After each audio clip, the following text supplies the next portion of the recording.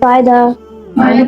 इस हदीस के अक्सर मज़ामीन रसाइल के गुज़िश्ता और एक में बयान हो चुके हैं। आवाज मुझ तक नहीं आ रही है तो इन तक कैसे चली जाएगी? रोजा तूने अकेले ने नहीं रखा, सबका रोजा है।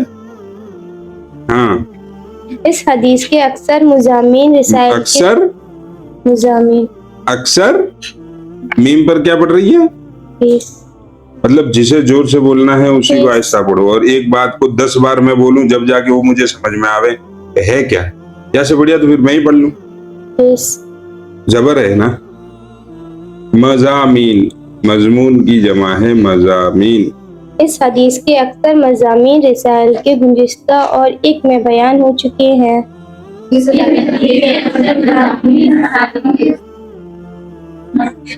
क्या है? रिसाले के गुंजिश्ता।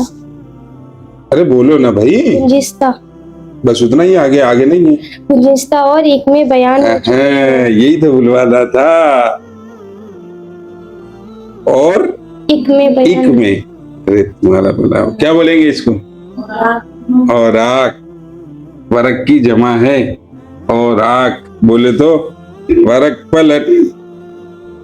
उर्दू के आसान कायदे में जबर वाले सबक में शुरू के पन्नों में आया है वरक पलट। इस हदीस के अक्सर वहां पढ़ते थे वरका पलट, फिर थप्पड़ आता था साई साई करता हुआ।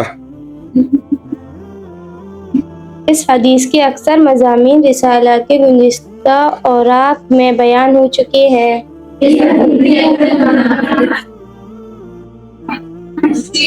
अलबत्ता चंद अमूर काबिल, अमूर नहीं उमूर, अलबत्ता चंद उमूर काबिल गौर हैं, जिनमें से सबसे अव्वल और अहम तो ये है कि बहुत से अहम नहीं अहम, प्रोनंसिएशन बोले तो तलफ़ुज़ अहम न कि अहम। जिसमें सबसे अव्वल और अहम तो ये है कि बहुत से महरूम रमज़ान के मग़फ़िरत आम्मा से भी मुस्तस्ना थे।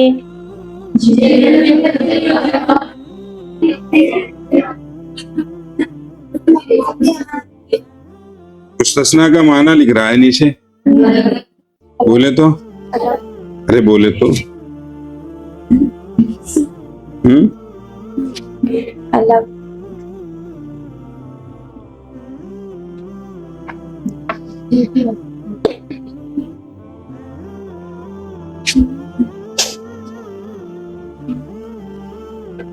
क्या माना लिखा है? अलग अलग अलग अलग। महरूम, ये बोली महरूम बोली, अच्छा दोनों बोले साथ में, महरूम कर दिया।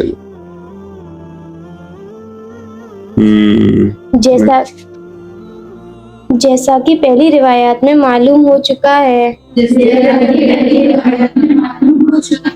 और वो रिवायात रिवायात है, रिवायत है। और वो ईद के किस बातें में कह रहे हैं? इस हदीस के अक्सर मज़ामीन रिसाले के गुज़िश्ता और आक और इक में, और इक और नया लफ्ज, और आक गुज़िश्ता और आक यानी पिछले पन्नों में पढ़ा है। गुज़िश्ता और आक में, गुज़िश्ता यानी गुजरा हुआ, और आग यानी पन्ने, पन्ना चाचा।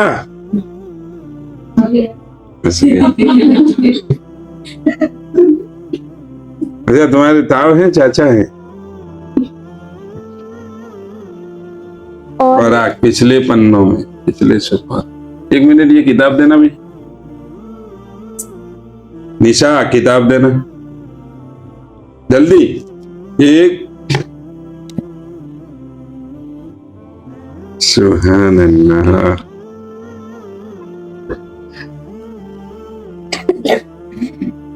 खुशी इस बात की है कि जो कुछ लिखा है वो उर्दू में लिखा, और गम इस बात का है कि किताब में लिखा है।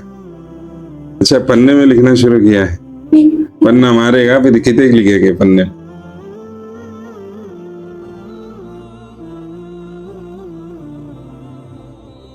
कापी में चलिए। और वो भी ईद की उस मगफिरत आम्मा से भी मुस्तस्ना कर दिए मगफिरत गए। आम्मा लफ्ज तो सही पड़ा भाई, लाख रुपए इनाम देने चाहिए मगर है नहीं।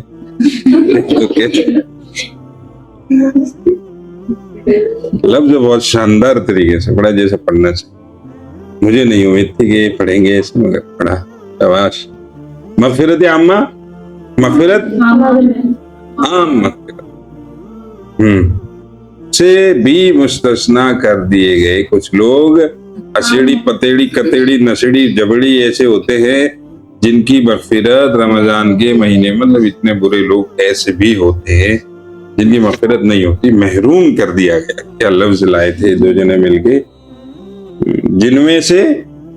जिनमें से आपस के लड़ने वाले और वालिदैन की नाफरमानी करने वाले भी हैं।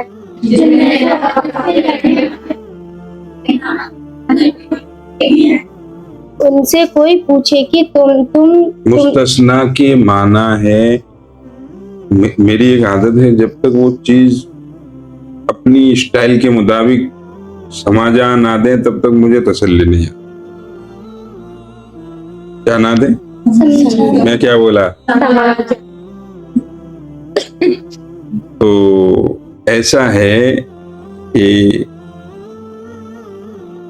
वैसे तो रमजान चल रहे हैं, रमजान नहीं है मानकर चलते। हम ले आए आप लोगों के लिए मटका कुल्फी, सबके लिए, एक को छोड़ के। तो उस एक को, पहलवान को छोड़ दिया, पहलवान को छोड़ के सबके लिए ले आए मटका कुल्फी, ठीक है। इसे कहते हैं कि इसको मुस्तस्ना कर दिया। शेक देना तो अलग होता है, समझ गए? जो लफ्ज बोला था इन दोनों ने, महरूम, बड़ा शानदार लफ्ज। माना नहीं है मुस्तस्ना के, माना महरूम नहीं है। किसी के पूछने पर बताओगे तो आपको 00 मिलेगा, लेकिन बात समझ गए इसलिए पूरे 100 नंबर मिलेंगे। हम तो समझ में बनने कैसे समझाएंगे? जैसे मैंने समझाया। उनसे कोई पूछे कि तुमने अल्लाह को नाराज करके अपने लिए कौन सा ठिकाना ढूंढ रखा है।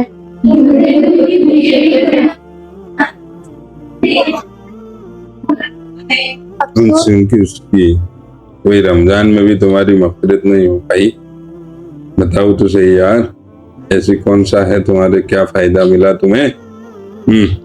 अफसोस तुम पर भी और तुम्हारी उस इज्जत पर भी जिसके हासिल करने के गलत ख्याल में तुम रसूलुल्लाह सल्लल्लाहु अलैहि वसल्लम की बददुआएं बर्दाश्त कर रहे हो।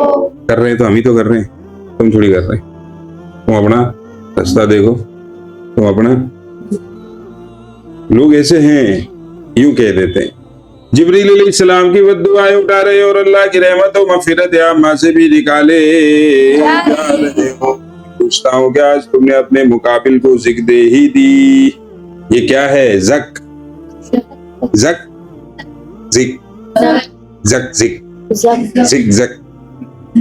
अबे ज़क नहीं होना चाहिए, ज़िक होना। रुको रुको रुको, मेरे मोबाइल भैया बताइए।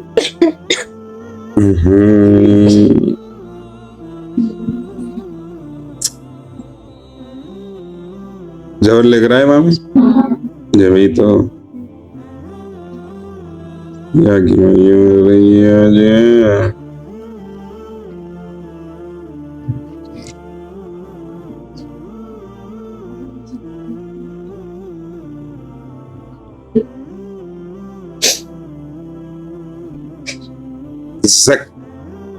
सही है, आप सही है, आप सही है, किताब सही है, हमारी भी गलती सही है, मैं इसको ज़िक पढ़ता था। चलिए, अपनी मौज ऊंची कर ही ली है? मौज ऊंची कैसे करेंगे रे? मौज तो लेंगे, मौज तो करेंगे, मौज ऊंची कैसे करेंगे? मौज करना तो समझ में आ गया, मगर ऊंचा कैसे कर लेंगे? मौज है वो मूछ, अपनी मूछ। आज मैं पूछता हूं कि आज तुमने अपने मुकाबिल को जिक जक जक दे दी, जक दे दी, जक दे दी, जक दे दी, जक दे दी, नुकसान, जिल्लत, जक दे दी यानी जिल्लत, नुकसान, हरा दिया। आज तुमने अपने मुकाबिल को हरा ही दिया। मुकाबिल मतलब आपका मुकाबला करना,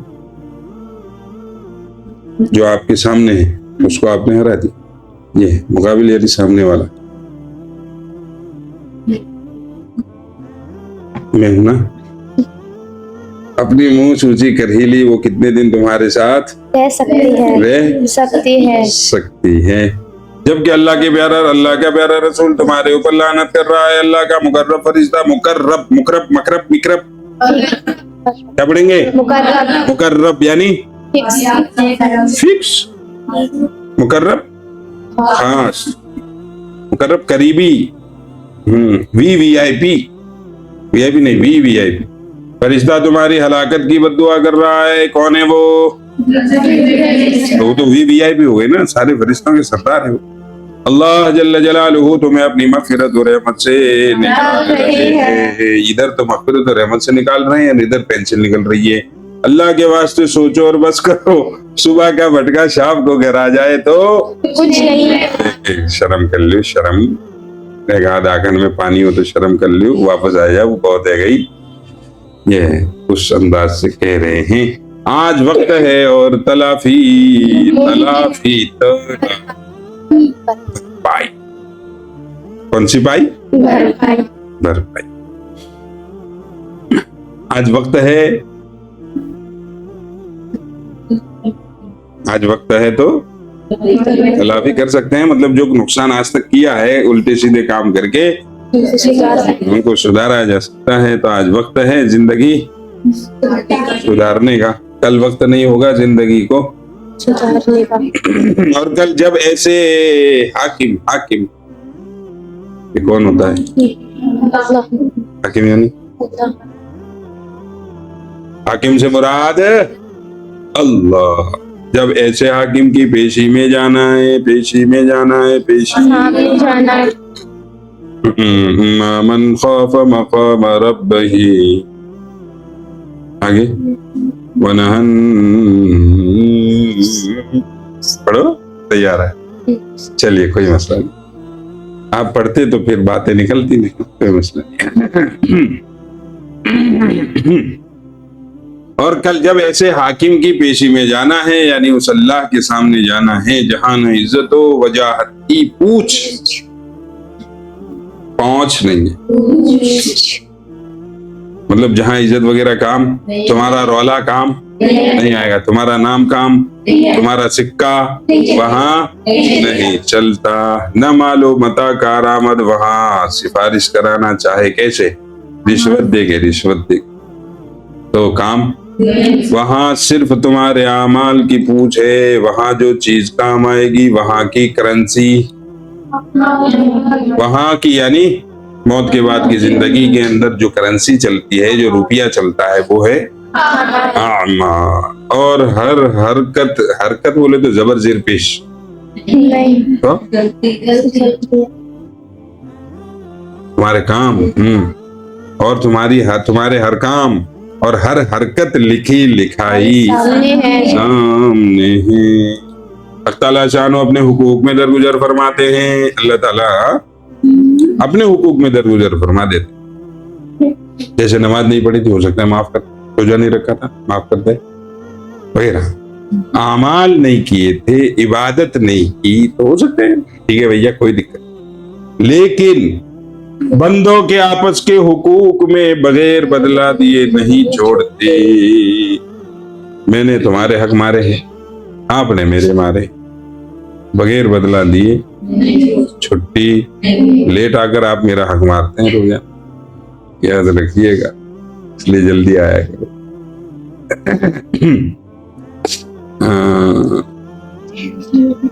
क्या यूं आता है कि कियामत के दिन दो बकरियों को लाया जाएगा दुनिया में, जिस एक को सिंग होगा, सिंग था और एक का नहीं था। तो जो सिंग वाली थी ना वो दादागिरी करती थी दुनिया में, सब सारी बकरियों को मारती थी, तो उसको भी बदला दिलाया। आ जा भाई, तो अपना बदला। दुनिया में जिस बकरी को सिंग नहीं थे ना उसको सिंग दिए जाएंगे, और जिसके थे उसके हटा के अब चलो बदला ले लो। तो इंसानों को हम सताएं, परेशान करें वगैरह, तो फिर बताइए, ये बात चल रही है वालिदैन की नाफरमानी पर, तो फिर कैसे छुट्टी हो जाएगी। नबी करीम सल्लल्लाहु अलैहि वसल्लम का इरशाद है कि मुफलिस मुफलिस मफलस मिफलस मनफलस। अच्छा, मुफलिस पक्का है? नहीं है? अरे नहीं है, अच्छा है। चलो मुफलिस तुम आगे हम पीछे, तुम जीते हमारे। मुफलिस बोले तो गरीब, मुफलिस बोले तो गरीब, काफी। मुफलिस बोले थे गरीब। वैसे असल में मुफलिस कहते हैं जो गरीबी रेखा से भी नीचे जिंदगी गुजरती ही होती है। कंगाल, क्या कंकाल नहीं, कंगाल मतलब जिसके यहाँ कुछ भी नहीं। नबी करीम सल्लल्लाहु अलैहि वसल्लम ने सहाबाए किराम रज़ी अल्लाहु तआला अलैहिम अजमईन से पूछा, बताइए मेरी उम्मत का मुफलिस कौन है? पूछा सहाबा से, मेरी उम्मत के मुफलिस को जानते हो? तो सहाबा ने कहा, हाँ, जिसके घर में दाना पानी ना हो, छुए भूखे लौटे, वो मुफलिस है। नबी करीम सल्लल्लाहु अलैहि वसल्लम ने इरशाद फरमाया, नहीं नहीं नहीं नहीं, वो नहीं है, बल्कि वो है जो कियामत के दिन 12 छक्का के 5 लाख ट्रक लेके आएगा नेक अमाल। 12 छक्का कितने? 12 छक्का कितने? एक ट्रक और आता है बड़ा, इससे और एक बड़ा आता है, मतलब जो बड़े से बड़ा ट्रक आपने देखा हो ना, उसके जिसने अपनी जिंदगी में जो बड़ा ट्रक देखा, ऐसे 5 लाख ट्रक भर के नेक अमाल लेके। अरे चलो ये छोटी मिसाल है, दुनिया इतने अमाल लेके जाए जितना पूरी दुनिया का वजन है। ये सही बैठे ये मिसाल, पूरी दुनिया में जितनी चीजें हैं, पहाड़ पानी वगैरह सब कुछ मिला के जितना वजन बैठेगा उतना वजन उतने वजन के अमाल लेके जाएगा, लेकिन वो फिर भी खाली हाथ हो जाए, कंगाल हो जाए। ऐसा क्यों? कि किसी की बुराई की थी, किसी का हक मारा था, किसी को परेशान किया था, किसी को लात मारी थी वगैरह, किसी की लगाई थी, किसी की बुझाई थी, मतलब हक, लोगों के हुकूक खाए थे उसने। तो वो सारे लोग आएंगे और उनके नाम पर ले जाएंगे, नेकियां ले जाएंगे। 1 ट्रक ये ले गई, 2 ट्रक वो ले गई, 5 ट्रक वो ले गई, 10 ट्रक ये ले गई, 6 ट्रक ये ले गई। मतलब अब भाई साहब डरे, कंगाल अभी ना है, अभी तो और होंगे। और फिर भी वो दावा करने वाले के साथ इसने हमें परेशान किया था, ऐसे लोग फिर भी आधे से ज्यादा रह जाएंगे। इतना सारा वजन नेक अमाल, मगर पूर्ति फिर भी नहीं होगी। तो अब क्या होगा? जो लोग नेकियां लेने से रह गए हैं उनके गुनाह इसके खाते में जाएंगे, उनके गुनाह इसके खाते। इसलिए हुकूकुल इबाद का बड़ा अच्छी तरीके से ख्याल रखना चाहिए। वालिदैन औलाद के हुकूक अदा नहीं करती, औलाद वालिदैन के हुकूक अदा नहीं, वगैरह वगैरह। क़यामत के दिन छुटकारा नहीं हो पाएगा। बीवियां शौहरों के हुकूक अदा नहीं कर रही है, शौहर बीवियों के हुकूक अदा नहीं कर रहे। पूछ होगी साहब, पहले इसको इसकी भरपाई करो। नमाज रोजा ज़कात यानी अल्लाह की इबादत में कमी होगी तो हो सकता है वो माफ कर दे, क्योंकि वो उसका अपना मैटर। लेकिन जहां मैटर आ गया किसी और बंदे का बीच में, तो अल्लाह कहेंगे पहले तो उसकी भरपाई कर। जब ही हदीस में यूं आता है, एक बात याद आ गई, आज हमारी जुबानों पर कुछ भी आ जाता है, किसी के बाद कुछ भी कह देते, 10 जने कह रहे हाँ हाँ हाँ, कुछ भी नहीं है पता, 2 जने बात कर रहे हैं, किसी तीसरे के बारे में बुराई चल रही है, और जैसे कि मेरा निकलना हुआ, टावर काम कर गए, साहब क्या हो रहा है, मैं रुक गया, हाँ सही कह रहे हैं, जबकि मुझे कुछ भी नहीं पता। बहती गंगा में हाथ धो रहा हूं मैं कुछ कह रहा था। हाँ, हम किसी के बारे में कुछ भी कह जाते हैं जो उसमें है ही नहीं, तो अल्लाह ताला क़यामत के दिन कहेंगे पहले इसको साबित कर, जब जाके तू यहाँ से हट जाए, हट पाएगा। हम कुछ भी कह देते कि वो ऐसा है, वैसा है, फलाना है, ढिमका है, मैंने ऐसा देखा था, वैसा देखा था वगैरह। तो सोच समझ के किसी की बातें करनी ही नहीं चाहिए। अजब, सोच समझ के भी करेंगे अभी तो सुभान अल्लाह, सोच समझ के भी नहीं करनी चाहिए। किसी की बात करने में क्या मिलेगा भाई, खुद की तैयारी करो, और जिसे खुद का अंजाम मालूम हो कि मेरे साथ क्या होगा, और मैं हूं क्या, और मैं कल क्या था, और आगे क्या हो जाऊंगा, वो दूसरों पर क्या कमेंट्स कसेगा कि वो ऐसा है वैसा है, उसे खुद अपनी औकात 24 घंटे उसके सामने रहती है। चलिए, इसलिए दूसरों के बारे में सोच समझकर बोलना चाहिए।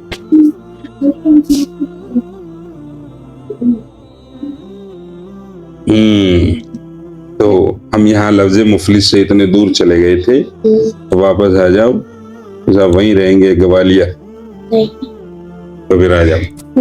मुफलिस मेरी उम्मत में वो शख्स है जो क़यामत के दिन नेक अमाल के साथ आवे और नमाज रोजा सदका सब कुछ ही लावे, लेकिन किसी को गाली दे रखी है, किसी को तोहमत लगा दी थी, किसी की मार पीट की थी, बस ये सब दावेदार आएंगे और उसके नेक अमाल में से उन हरकतों का बदला वसूल कर लेंगे। वसूल कर लेंगे, अच्छा इसको लोग पढ़ते हैं वसूल, जो कि गलत है, वसूल नहीं है, वसूल है।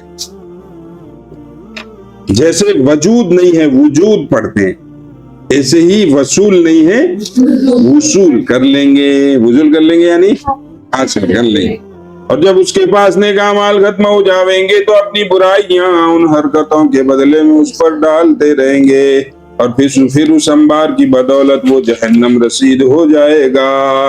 और अपनी कसरत अमाल के बावजूद जो हसरत व यास का आलम होगा, हसरत व यास यानी नाउम्मीदी का, परेशानी का, मतलब बहुत सारे अमाल थे लेकिन खाली हाथ हो गए, अब उसकी जो हालत होगी, उस हालत को इन 2 लफ्जों में मुसन्निफ रहमतुल्लाहि अलैहि बयान कर रहे हैं कि जो उसका उस वक्त की जो उसकी कंडीशन होगी, हालत हो गई, हसरत व यास ना उम्मीदी का आलम होगा, वो मोहताज बयान नहीं, वो पायू से तमन्ना क्यों न सूए आसमां देखे, वो मायूस तमन्ना क्यों न सूए आसमां देखे, जो चारों तरफ से हार के बैठा है वो आसमान की तरफ निगाह उम्मीद लगाए, उम्मीद रखता है। मतलब ये जो मंजिल ब मंजिल अपनी मेहनत रायगा देखे, जिसे कदम कदम पर अपनी मेहनत क्यों लग रही है कि साहब ये तो सब पानी में जा रहा है बाप, तो फिर उसे ये है उस बंदे की उस हालत को बयान करना का मकसद है यहाँ। तो अल्लाह ताला हम सबको तौफीक अता फरमाए कि ऐसा हम ना करें। हमारे दीन में असल रट्टा तौफीक का ही है। 7-8 साल हो गए तौफीक को गए, वो आया ही नहीं लौट के। अरे हाँ 3-4 साल गए, 3-4 साल गए, तौफीक लौट के ही नहीं आया बेचारा, ऐसा गया। खैर, तो दीन में हमारे असल चीज जो है वो है तौफीक। तौफीक मिल जाए। हम सब जानते हैं, आप में कुछ ऐसे हैं जिनको मुझसे अच्छा बोलना आता है, लेकिन असल चीज है, तौफीक नहीं है। कहने का मतलब ये है कि हम सब कुछ जानते हैं, नमाज पढ़नी चाहिए, रोजे रखने चाहिए, ज़कात देनी चाहिए, नेक अमाल करना चाहिए, गुनाहों से बचने चाहिए, रमजान का मुबारक महीना चल रहा है, कुरान की तिलावत ज्यादा करनी चाहिए, लेकिन नहीं हो पा रहा। क्या लेकिन अगर मगर चूं चिरा चे क्या हुए 6 और 6, लेकिन अगर मगर चूं चिरा चे क्या हुए 6 हो। ये है शैतानी 6 नंबर, और वो है दावतो तबलीग के 6 नंबर। ईमान, नमाज, रोजा, ईमान, नमाज, इल्म और जिक्र, इकराम, इखलास, दावत। ये है 6 नंबर दावतो तबलीग के, जिन पर मेहनत करने से पूरे दिन पर चलना आसान हो जाता है। और ये जो 6 नंबर मैं बता रहा हूँ, लेकिन अगर मगर चूं चिराचे, ये है 6 नंबर, इन पर चलने से नेकियां बर्बाद हो जाती है, दीन बर्बाद हो जाता है, जन्नत में आग लग जाती है। किसी की अच्छी बुरी तैयार है तो भाई साहब क्या बताएं, फलानी ओहो, फलानी लड़की, फलाना लड़का, ओहो क्या बताएं भाई साहब, उसमें ये है, उसमें ये अच्छा ये, उसमें ये अच्छा ये, उसमें फला अच्छा ये, अरे वो ऐसा है वैसा है, लेकिन ब्याहते ही सब पे पानी फिर गया। सब पे पानी नहीं फिरा, उसने अपने आप पर पानी फेरा है। खैर चलिए, दूसरा अम्र। पहला अम्र क्या था, दोबारा देखने जाना पड़ेगा। देख के आना, देख के, अब देख के।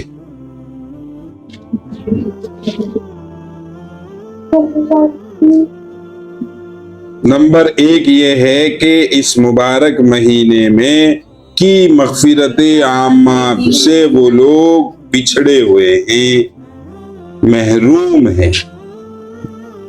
और नंबर 2 पे है चंद मवाके मग़फ़िरत के जिक्र किए गए हैं। मवाके मौके, जगह, चांस, और उनके अलावा भी बहुत से उमूर न के अमूर अम्र की जमा है, और भी बहुत से उमूर ऐसे हैं, बहुत से काम ऐसे हैं कि वो मग़फ़िरत के सबब होते हैं और गुनाह उनसे माफ हो जाते हैं। कल एक साहब का फोन आया, वो पढ़ाते हैं कई सालों से एक जगह गुजरात, तो जो कह रहे थे मौलवी साहब जज़ाकल्लाह, मैंने कहा भाई साहब क्या हो गया, मैं तो आपको जानता भी नहीं, उसमें मेरा नंबर चलता है ना साथ में, नंबर देंगे कि वो मैं कोच पढ़ता था इतने सालों से, ये वीडियो देखकर पता चला कि ये कोच है। खैर, इस पर एक इश्काल होता है, वो ये कि जब एक मर्तबा गुनाह माफ हो चुके तो उसके बाद बार बार ये माफी, पहला अशरा रहमत का तो गुनाह माफ, दूसरा अशरा मग़फ़िरत का तो गुनाह माफ, और तीसरा अशरा तो गुनाह माफ है। फिर नमाज पढ़ो उस पे गुनाह माफ 1 के 70 मिलेंगे, फिर तरावी पे तरावी पढ़ो उस पर भी गुनाह माफ, और तहज्जुद पढ़ो उस पर भी गुनाह माफ, और इफ्तार के वक्त गुनाह माफ, और पल पल में गुनाह माफ। तो ये बेर क्या गुनाह माफ, रट्टा जा लगा रखा है। गुनाह माफ होंगे तो एक ही बार होंगे। जब से फजाइले रमजान शुरू की आपने एक ही बात पे गुनाह माफ, सो रहे तो गुनाह माफ, उठ रहे तो गुनाह माफ, बैठ रहे तो गुनाह माफ, चल रहे तो गुनाह माफ, दौड़ रहे तो गुनाह माफ। ठीक, मसला क्या है? अरे गुनाह तो एक गुनाह था मेरे पास, गुनाहों का समंदर था, वो माफ हो चुका, अब वो दोबारा माफ होकर क्या कर लेगा? एक बार हो चुका ना। जैसे खाना खा लिया, आज का खाना, वैसे तो रोज चल रहे हैं 2-2, 3-3, 4-4 बार, तो बताऊं कैसे चलते हैं 2-2, 3-3, 4-4 बार?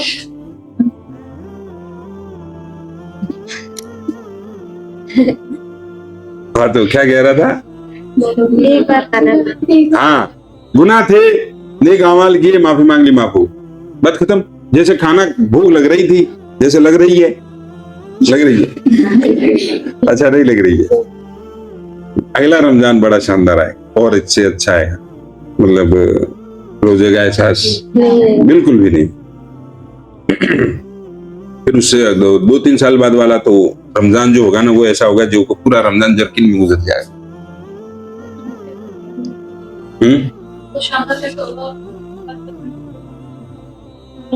तो तू रख लेना गर्मी में,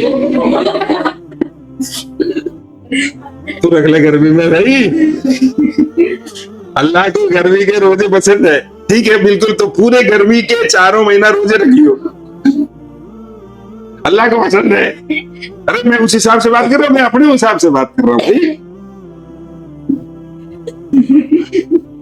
अच्छा एक बात यह और याद आ गई कि अल्लाह से आफियत मांगनी चाहिए। आफियत यानी सलामती, मतलब आसानी के साथ हम वो काम कर ले। जैसे कि किसी के बारे में पता चला कि फलाना बंदा है, वो इतनी तकलीफें उठाकर भी एक काम कर रहा है, तो अल्लाह से यूं नहीं कहना चाहिए अल्लाह मुझे ऐसा बना दे। खामखा उसकी तकलीफ क्यों मांग रहे हैं भाई? हाँ, उसके जैसे नेक आमाल की पाबंदी करने वाला बना दे, यूं कहो तो अल्लाह से। ठीक है भाई, आपको गर्मी के रोजे पसंद है, लेकिन हमें तो आफियत चाहिए।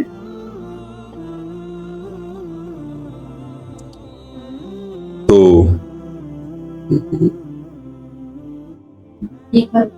कैसा भी रमजान आ जाए, चाहे सर्दियों का आ जाए, चाहे गर्मी का आ जाए, चाहे जाड़े का आ जाए, चाहे बरसात का आ जाए, कैसा भी आ जाए, रखेगा रोजे वही जिसे तौफीक मिलेगी। तौफीक मिलेगी उसी को जिसमें कमी का एहसास होगा कि मुझे ये करना चाहिए। आप पढ़ने आए तो इसके पीछे रीजन कमी का एहसास कि पढ़ना है। जिस दिन ये हो जाए कि साहब हम तो मौलाना की भी दादी अम्मा है,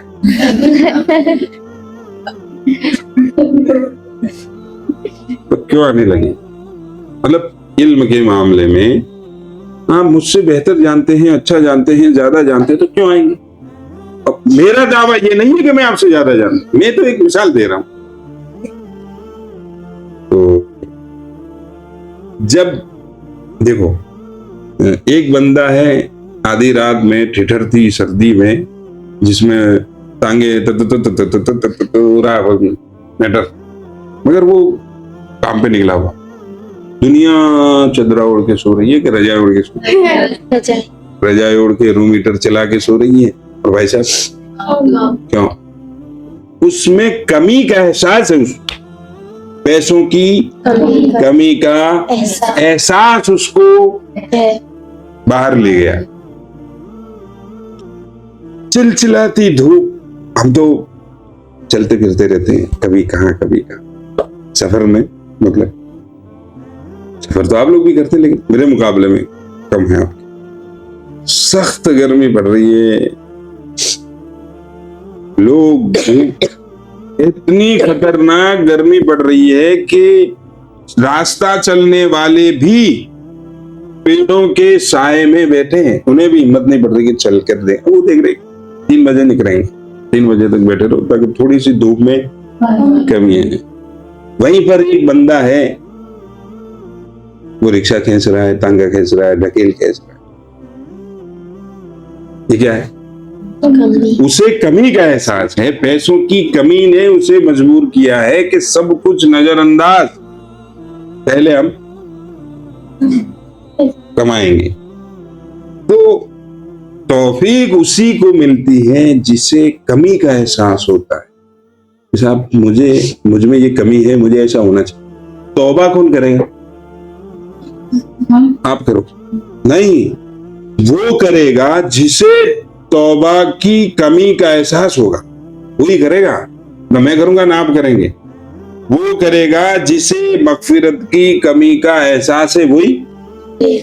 खाना कौन खाएगा? इफ्तार कर लिया खूब बढ़िया तरीके से, मतलब एक भैंस चरे इतनी इफ्तार खा ली।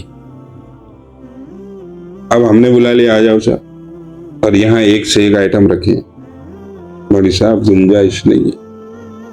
बिल्कुल गुंजाइश नहीं। अरे भैया खा ले यार, इतना बढ़िया खाना, इसको बनाने के लिए वो क्या कहते हैं, हलवाई, बावर्ची, बावर्ची अमेरिका से बुलाए यार, तो खा ले यार।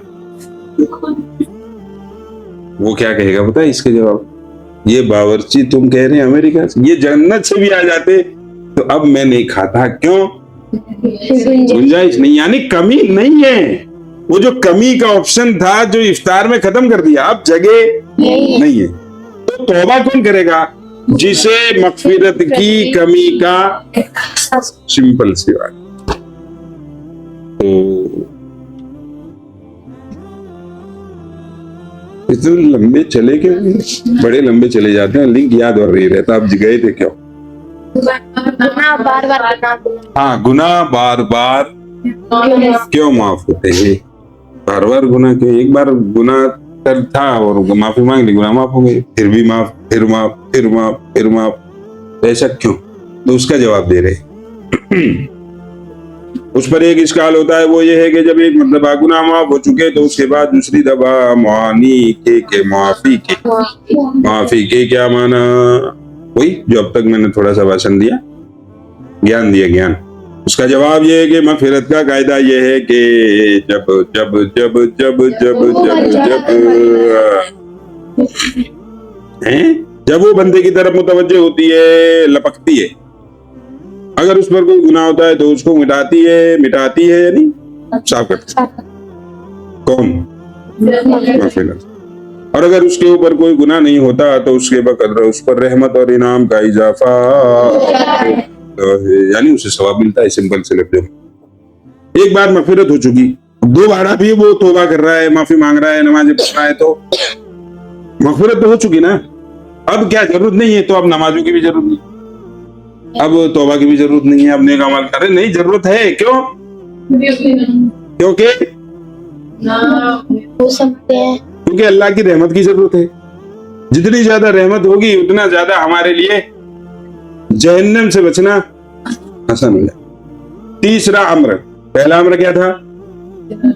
इतनी शानदार चांस के बाद भी मगफिरत नहीं होती, जैसा कि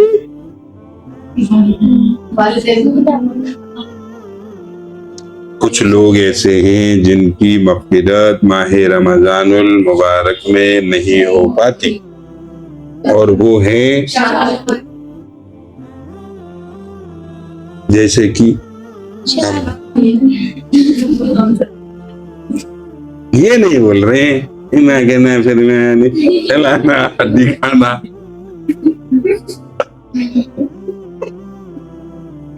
और दूसरी बात ये थी कि मवाक़े मगफिरत का मतलब क्या है? बार बार मगफिरत का मतलब क्या? बार बार मगफिरत का मलबत क्या है? मतलब तीसरा अम्र यह है कि साबिका हदीस में भी बात जगह, और इस हदीस में अभी हक़ ताला शानु शानु इस्लाम का शानु नहीं है। हक़ ताला शानु ने अपनी मग़फ़िरत फरमाने पर फरिश्तों को गवाह बनाया है। आया पीछे गया? हाँ, गवाह बनाने की क्या जरूरत है? गवाह बनाने की क्या जरूरत? ये है क्या? ये क्या है? सवाल क्या है? ये इश्काल, एतराज, ये है एक सवाल, उसका जवाब है। तो ये गवाह वगैरह बनाने की जरूरत क्या है? उसकी वजह यह है कि क़ियामत की अदालत अदालत अदालत अदालत अदालत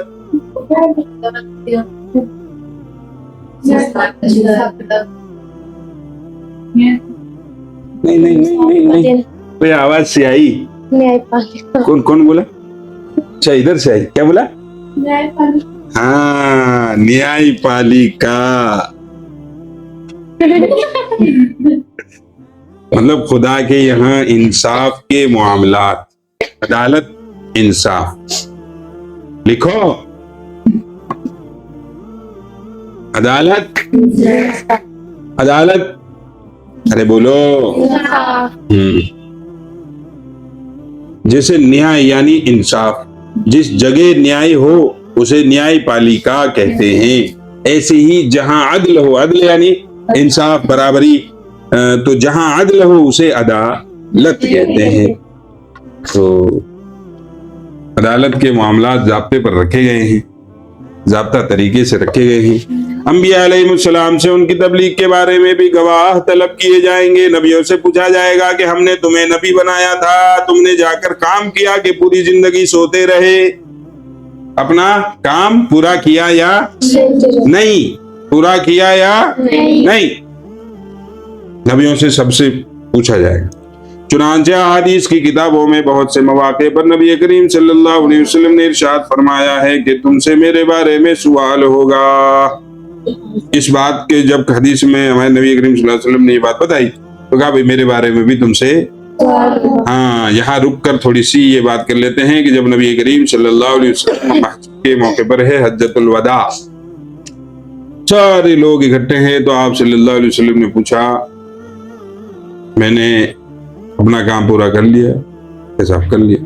अरे कि पूरा ही नहीं किया आपने तो हक अदा कर दिया, तो फिर गवाह रहना। हमारे नबी साहब सल्लल्लाहु अलैहि वसल्लम ने सहाबा से क्या कहा? गवाह रहना। और फिर अल्लाह से ऊपर देख अल्लाह तू भी गवाह रहना। ये सब गवाही दे रहे हैं, इस बात का इकरार कर रहे हैं कि मैंने अपने काम को पूरा ही नहीं किया बल्कि अदा कर लिया, लिहाजा तुम गवाह रहोगे मैं पहुंचा चुका हूँ। ये बात यहाँ तक वही आ गई। बुखारी वगैरह में रिवायत है कि हजरत नूह अलैहिस्सलाम क़यामत के दिन बुलाए जाएंगे, उनसे दरियाफ्त किया जाएगा। ये दरियाफ्त क्या होता है? पूछा जाएगा कि तुमने रिसालत का हक अदा कर दिया। ये रिसालत क्या होती है? होगी कुछ ना कुछ। रिसालत पैगंबरी से कहते हैं, रिसालत नबुव्वत से कहते हैं। तुमने रिसालत का हक अदा किया नहीं किया, हमारे अहकाम पहुंचाए या नहीं पहुंचाए, वो अर्ज करेंगे कि पहुंचाए थे। फिर उनकी उम्मत से पूछा जाएगा, न पिछले नबियों से पूछा जाएगा भाई साहब हमने तुम्हें जिम्मेदारी दी थी, आपको हमने नबी का टिकट दिया था, जैसे दुनिया में सीएम का टिकट होता है, लेकिन उनका हिसाब लेने वाले कोई नहीं। अगर कोई भी है तो फिर चोर का क्या कहें, चोर भाई, हाँ चोर मौसेरे भाई, हाँ चोर मौसेरे भाई, सब एक से हैं, एक ही थैले के सकते हैं। खैर, तो नबियों से जो पूछा जाएगा तुमने हक अदा किया था, तो कहेंगे साहब हमने तो कर लिया, सारा पूरा काम कर गया है। अच्छा रुको, तुम कितने पानी में है, तुम्हारी बात का जवाब अभी पता चलता है। तो उनकी कौमों से पूछेंगे, जैसे आदम अलैहिस्सलाम की कौम से आदम अलैहिस्सलाम के बारे में पूछेंगे, इब्राहिम अलैहिस्सलाम की कौम से इब्राहिम अलैहिस्सलाम के बारे में पूछेंगे, मूसा अलैहिस्सलाम की कौम से ईसा अलैहिस्सलाम के बारे में पूछेंगे। अच्छा, मूसा अलैहिस्सलाम के बारे में पूछेंगे, और ईसा अलैहिस्सलाम से ईसा अलैहिस्सलाम के बारे में पूछे ईसा अलैहिस्सलाम की कौम से ईसा अलैहिस्सलाम के बारे में। तो भाई साहब ये सब कह रहे हैं, देखिए ये कह रहे हैं कि इन्होंने नबूवत का काम पूरा करके आए हैं। बोलो ये आए थे तो साफ मना कर, हाँ वो सारी उम्मतें मा जाना मिन बशीरिन वला नज़ीर, वो ना आयो, ये ज्ञान दे रहे हैं हमारे पास तो जमूरा जरूर हो हमारे पड़ोसी, बाकी ये लोग नहीं आए। देखो उनसे दरियाफ्त किया जाएगा तुमने रिसालत का हक अदा किया नहीं, नबियों से हमारे अहकाम पहुंचाए, वो अर्ज करेंगे हाँ कर दिया। फिर उनकी उम्मत से पूछा जाएगा, हाँ भाई तुम्हें अहकाम पहुंचाए थे, वो कहेंगे मा जाना मिन बशीरिन वला नज़ीर, हमारे पास न कोई बशारत मास्टर आया और न कोई नजीर मास्टर आया। अरे हमें न कोई समझाने वाले आया न कोई डराने वाला आया। तो नूह अलैहिस्सलाम से पूछा जाएगा कि अपने गवाह पेश करो। नूह अलैहिस्सलाम से पूछेंगे, जब नूह अलैहिस्सलाम से पूछा जाएगा ना कि भाई आपने हाँ कर दिया था, और कौम करेगी मैंने 950 साल काम किया है, फिर भी कौम क्या कहेगी, झूठ बोल रहा है, जाने ना करो बच्चे। तो फिर नूह अलैहिस्सलाम से अल्लाह ताला कहेंगे, अच्छा भाई जब तुम्हारा यूं दावा है कि आपने काम पूरा किया है तो गवाह पेश करो। वो मोहम्मद सल्लल्लाहु अलैहि वसल्लम और उनकी उम्मत को पेश करेंगे, यानी हम जैसे नालायक कुत्तों को उम्मते मोहम्मदिया बुलाई जाएगी, ये उम्मत बुलाई जाएगी। हाँ भाई क्या कहते हो, इन्होंने काम पूरा किया था? हाँ किया था। ये बात उस पर समझाई जा रही है जहां ऊपर एक लफ्ज आया कि अदालत, कयामत के दिन की अदालत के मामलात ज़ाब्ते पर रखे गए हैं। ये नहीं कि साहब तुम जन्नत में जाओ, तुम जन्नत में जाओ, तुम ना जन्नती ना जन्नत में। अब तो सबूत क्या है, तो अल्लाह सबूत भी दिखाएगा ताकि किसी का हक तो वो वैसे ही नहीं मार रहा है, मन ना दुखे। एग्जाम क्यों रखा जाता है? मैं चाहूं तो एक पहला number fail fail fail fail यहां तक फेल, ठीक है, फिर यहां से यहां तक 30 नंबर, फिर यहां से यहां तक 5 नंबर। भाई उस्ताद को तो पता है कि कौन पानी में है, कौन पानी में डूबा हुआ है, कौन पानी से ऊपर है और कौन ऐसा है जो बिल्कुल हवा में है। उस्ताद को पता है। अब अगर उस्ताद अपने उस ज्ञान के हिसाब से एक को पहला, दूसरा, तीसरा, चौथा, 5वां नंबर दे दिया तो क्या होगा? अरे यार नाइंसाफी क्या हुई है? नाइंसाफी। ऐसा नहीं होना चाहिए था। हम एग्जाम तो ले ही लेते, चलो लिखित में ना सही तो मौखिक तो ले ही लेते, लिखित में ज्यादा टाइम लगेगा, मौखिक 10 मिनट में फ्री हो जाते, ले लेते। तो इस तरीके से उसी बात को ऊपर कह दिया गया कि अदालत, कल क़यामत की अदालत के मामलात ज़ाब्ते पर रखे गए हैं। एक सिस्टमेटिक अंदाज में सारा सिस्टम बनाया हुआ है। ये नहीं कि तुम जन्नत में चले जाओ, अबे तो क्या सबूत है जन्नत में चले, तुम जन्नत में जाओ तो क्या सबूत है? सब कुछ इंसान के सामने हो जाएगा और उसे इकरार हो जाएगा कि हाँ मैं मुजरिम हूँ, जबरदस्ती यहाँ जहन्नम में डाला नहीं है। अच्छा कुछ लोग ऐसे होंगे, भाई साहब तुमने फला फला कर्म किए थे, कौन ने करे?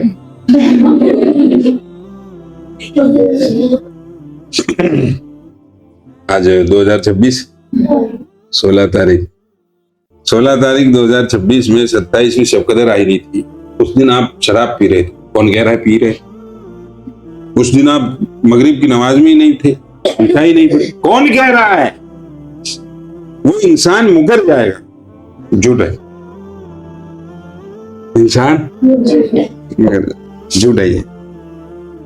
अरे भैया ज्यादा एटमत दिखावे, सब निकल जाएगी। अब वो अल्लाह है ना, पिटाई लगवा सकता है, लेकिन नहीं, गवाह लाए जाएंगे।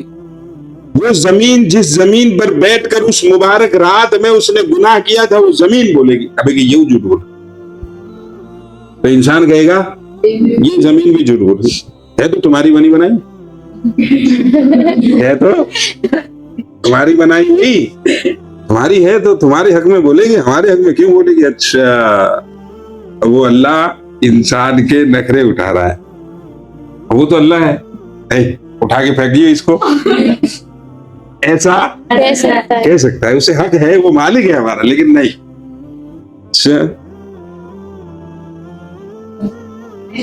यूं तो तुम्हारे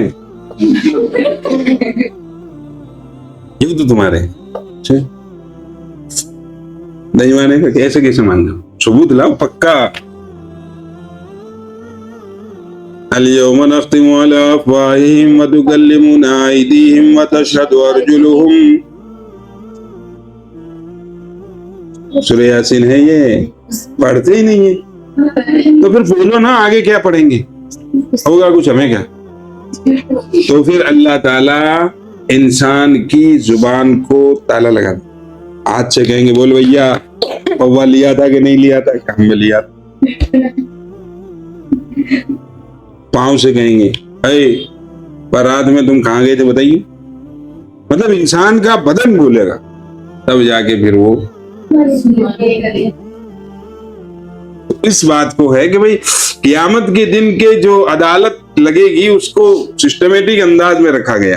ये नहीं कि तुम वहां चले जाओ, तुम वहां चले जाओ, तुम वहां चले जाओ, तुम वहां चले जाओ, और ना जा रहे तो भाड़ में जाओ, ऐसा नहीं है। तो नूह अलैहिस्सलाम से जब पूछा जाएगा, हाँ भाई आपने काम कर दिया, क्या वो कर दिया, गवाह लाओ, गवाह लाओ, तो वो हमारे नबी साहब हम इस उम्मत को पेश करेंगे, इस उम्मत को तो साहब हम तो थे नहीं वहां जमाने में। मूसा अलैहिस्सलाम को तो हमने सिर्फ मूसा अलैहिस्सलाम की बात हो रही है, नूह अलैहिस्सलाम को हमने तो बस सुना है, पढ़ा है, सिर्फ सुना था, हम कैसे गवाही देंगे, तो उसकी तफसील है। वो मोहम्मद सल्लल्लाहु अलैहि वसल्लम और उनकी उम्मत को पेश करेंगे, उम्मत मोहम्मदिया, यानी ये उम्मत यानी हम सबको बुलाया जाएगा, आओ साहब ये क्या कह रहे हैं, इनके बारे में तुम क्या कहते हो, और वो गवाही देंगे, हाँ हाँ सही कह रहे, हम कहेंगे सही कह रहे। कौन? ईसा अलैहिस्सलाम, मूसा अलैहिस्सलाम, अच्छा नूह अलैहिस्सलाम। बाज रिवायात में आता है कि उनसे जरह की जाएगी, पूछताछ की जाएगी, क्रॉस सवाल जवाब जब होते हैं,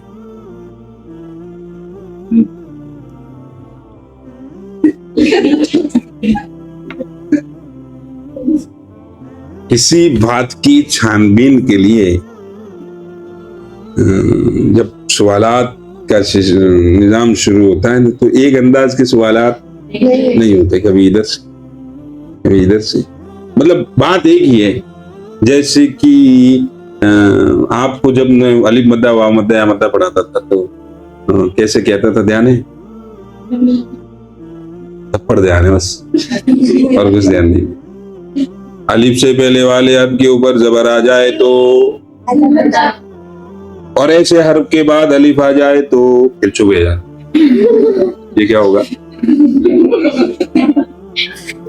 नहीं, वाव साकिन किसे कहेंगे कि जज्म वाली वाव को वाव साकिन कहेंगे। अच्छा, जज्म के नीचे वाव आ गया तो फिर चुप।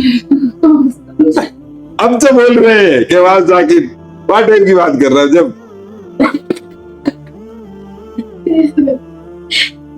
फिर चुप हो जाते हैं।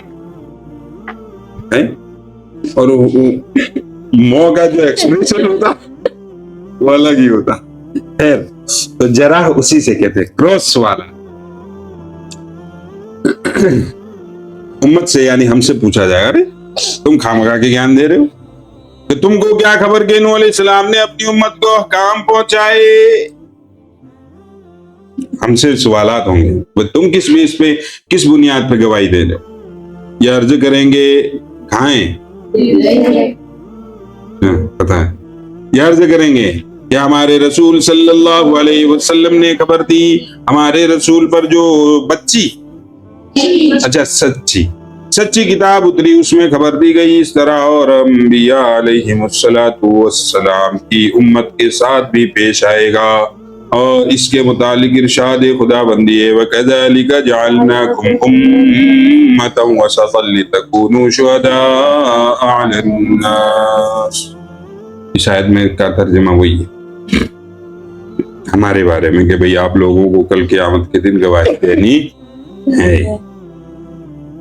इमाम फखरुद्दीन राजी रहमतुल्लाह अलैह लिखते हैं कि क़यामत में गवाहियां 4 तरह की होगी। एक मलाइका की होगी जिसके मुतालिक आयत झेल में तज़किरा है, वजात कुल्लु नफ्सिन माहा शाहिदुन व शहीद मा यल्फिज़ु मिन क़ौलिन इल्ला लदैहि रक़ीबुन अतीद व इन्ना अलैकुम लहाफ़िज़ीन किरामन कातिबीन यअलमून मा तफ़अलून। दूसरी गवाही अंबिया अलैहिस्सलाम की होगी जिसके मुतालिक इरशाद है, मतलब फरिश्ते गवाही देंगे, फरिश्ते गवाही देंगे, उसका तज़किरा इन आयत में है। फिर दूसरी गवाही होगी नबी गवाही देंगे, तो अंबिया अलैहिस्सलाम की गवाही होगी जिसके मुतालिक इरशाद है, वकुन्तु अलैहिम शहीदम मा दुमतु फीहिम फकैफ़ इज़ा जिना मिन कुल्लि उम्मतिन बिशहीदिन व जिना बिका अला उनाइ शहीदा। ये हो गई तुम्हारी दूसरी। तीसरी उम्मत मोहम्मदिया की गवाही होगी जिसके मुतालिक इरशाद है, वजीअ बिन्नबीय्यीन वश्शुहदा। सूरह ज़ुबर की आयत है ये। चौथी गवाही आदमी की अपने आज़ा की होगी जिसके मुतालिक इरशाद है, अलसिनतुहुम वाइदिहिम, सूरह नूर और अल-यौम नख्तिमु अला अफ़वाहिहिम व तशहदु अर्जुलुहुम बिमा कानू यक्सिबून। इख्तिसार के साथ, यानी शॉर्ट को सामने रखते हुए इन आयत का तर्जमा नहीं लिखा है। जिसे शौक हो उन जाके तफसीर की किताबों में तर्जमा देख ले। सब आयत का हासिल खुलासा ये निकलता है कि क़यामत के दिन इन चीजों की गवाही देने का जिक्र है जिनका बयान आयत के शुरू में लिख दिया गया। चौथा अम्र हदीस वाला में नंबर 1 क्या था? महरूमी, लोग महरूम रह जाते हैं। नंबर 2 बार बार मग़फ़िरत का मतलब। नंबर 3 गवाही। नंबर 4 हदीस वाला में इरशाद मुबारक है कि तुमको कुफार के सामने रुस्वा और फजीहत न करूंगा, यानी रुस्वा, फजीहत और रुस्वा दोनों का एक ही माना है। यक ताला शानुहु का गायत दर्जा का लुत्फ़ो करम है, लुत्फ़ो करम इनामो एहसान है, इनामो एहसान है। और मुसलमानों के हाल पर गैरत है कि अल्लाह की रिजा के ढूंढने वालों के लिए ये भी लुत्फ़ो इनाम है कि उनकी लग़्ज़िशों और सय्यात यानी गुनाहों से वहां भी दरगुजर और पर्दा पोशी की जाती है, छुपाया जाता है। चौथी बात यह है कि अल्लाह ताला क़यामत के दिन हम मुसलमानों को काफिरों के सामने, मुशरिकों के सामने रुस्वा नहीं करेंगे। क्या फायदा होगा कि दुनिया में तो टूटी फूटी नमाजें पढ़ी और आखिरत में फिर भी जहन्नम मिली, तो फिर वो काफिर किते कमाएंगे? क्या फायदा हुआ मुल्ला जी बनने का? हम जैसी लड़वाई रह लेते। देखो हमने दुनिया में तो मौज करी, तुमने तो दुनिया में भी मौज नहीं कर पाई। वो लठ खाते रहे, ये लठ खा रहे, कैसे बढ़िया। तो हम तो ये एक मंजर बात को समझने के लिए। तो अल्लाह ताला क़यामत के दिन मुसलमानों को रुस्वा नहीं। अब्दुल्ला बिन उमर रज़ी अल्लाहु अन्हु हुज़ूर अक़दस सल्लल्लाहु अलैहि वसल्लम से नक़ल करते हैं कि क़यामत के दिन अल्लाह ताला शान एक मोमिन को अपने करीब बुला कर उस पर पर्दा डाल करके कोई दूसरा न देखे। एक बंदे को बुलाएंगे अपने पास और एक ढगुला सा ऊपर से डालते, बस अंदर अल्लाह और बंदर लग़्ज़िशों और सय्यात याद दिलाकर उसे हर गुनाह का इकरार कराएंगे। अरे पते हैं का पादिन ना करो, हाँ पादिन, हाँ पादिन ये करो, हाँ पादिन ये करो। एक एक बात याद दिलाई जाएगी और याद आएगा भी और वो इकरार करेगा और अपने गुनाहों की कसरत और इकरार पर ये समझेगा कि अब हलाकत का वक्त करीब आ गया, कि अब तो गए, अब तो काम से गए। तो इरशाद होगा, बंदा तो अंदर से नाउमीद हो चुका कि साहब अब तो 100% जहन्नम में ही जाना है, कि एक एक गुनाह की फिल्म अल्लाह ने दिखा दी, इकरार हमने कर लिया तो पक्के हो गई बात कि हम हैं गुनहगार और ठिकाना है जहन्नम। तो आदमी ये सोच के नाराज सा हो के मौसा लटका के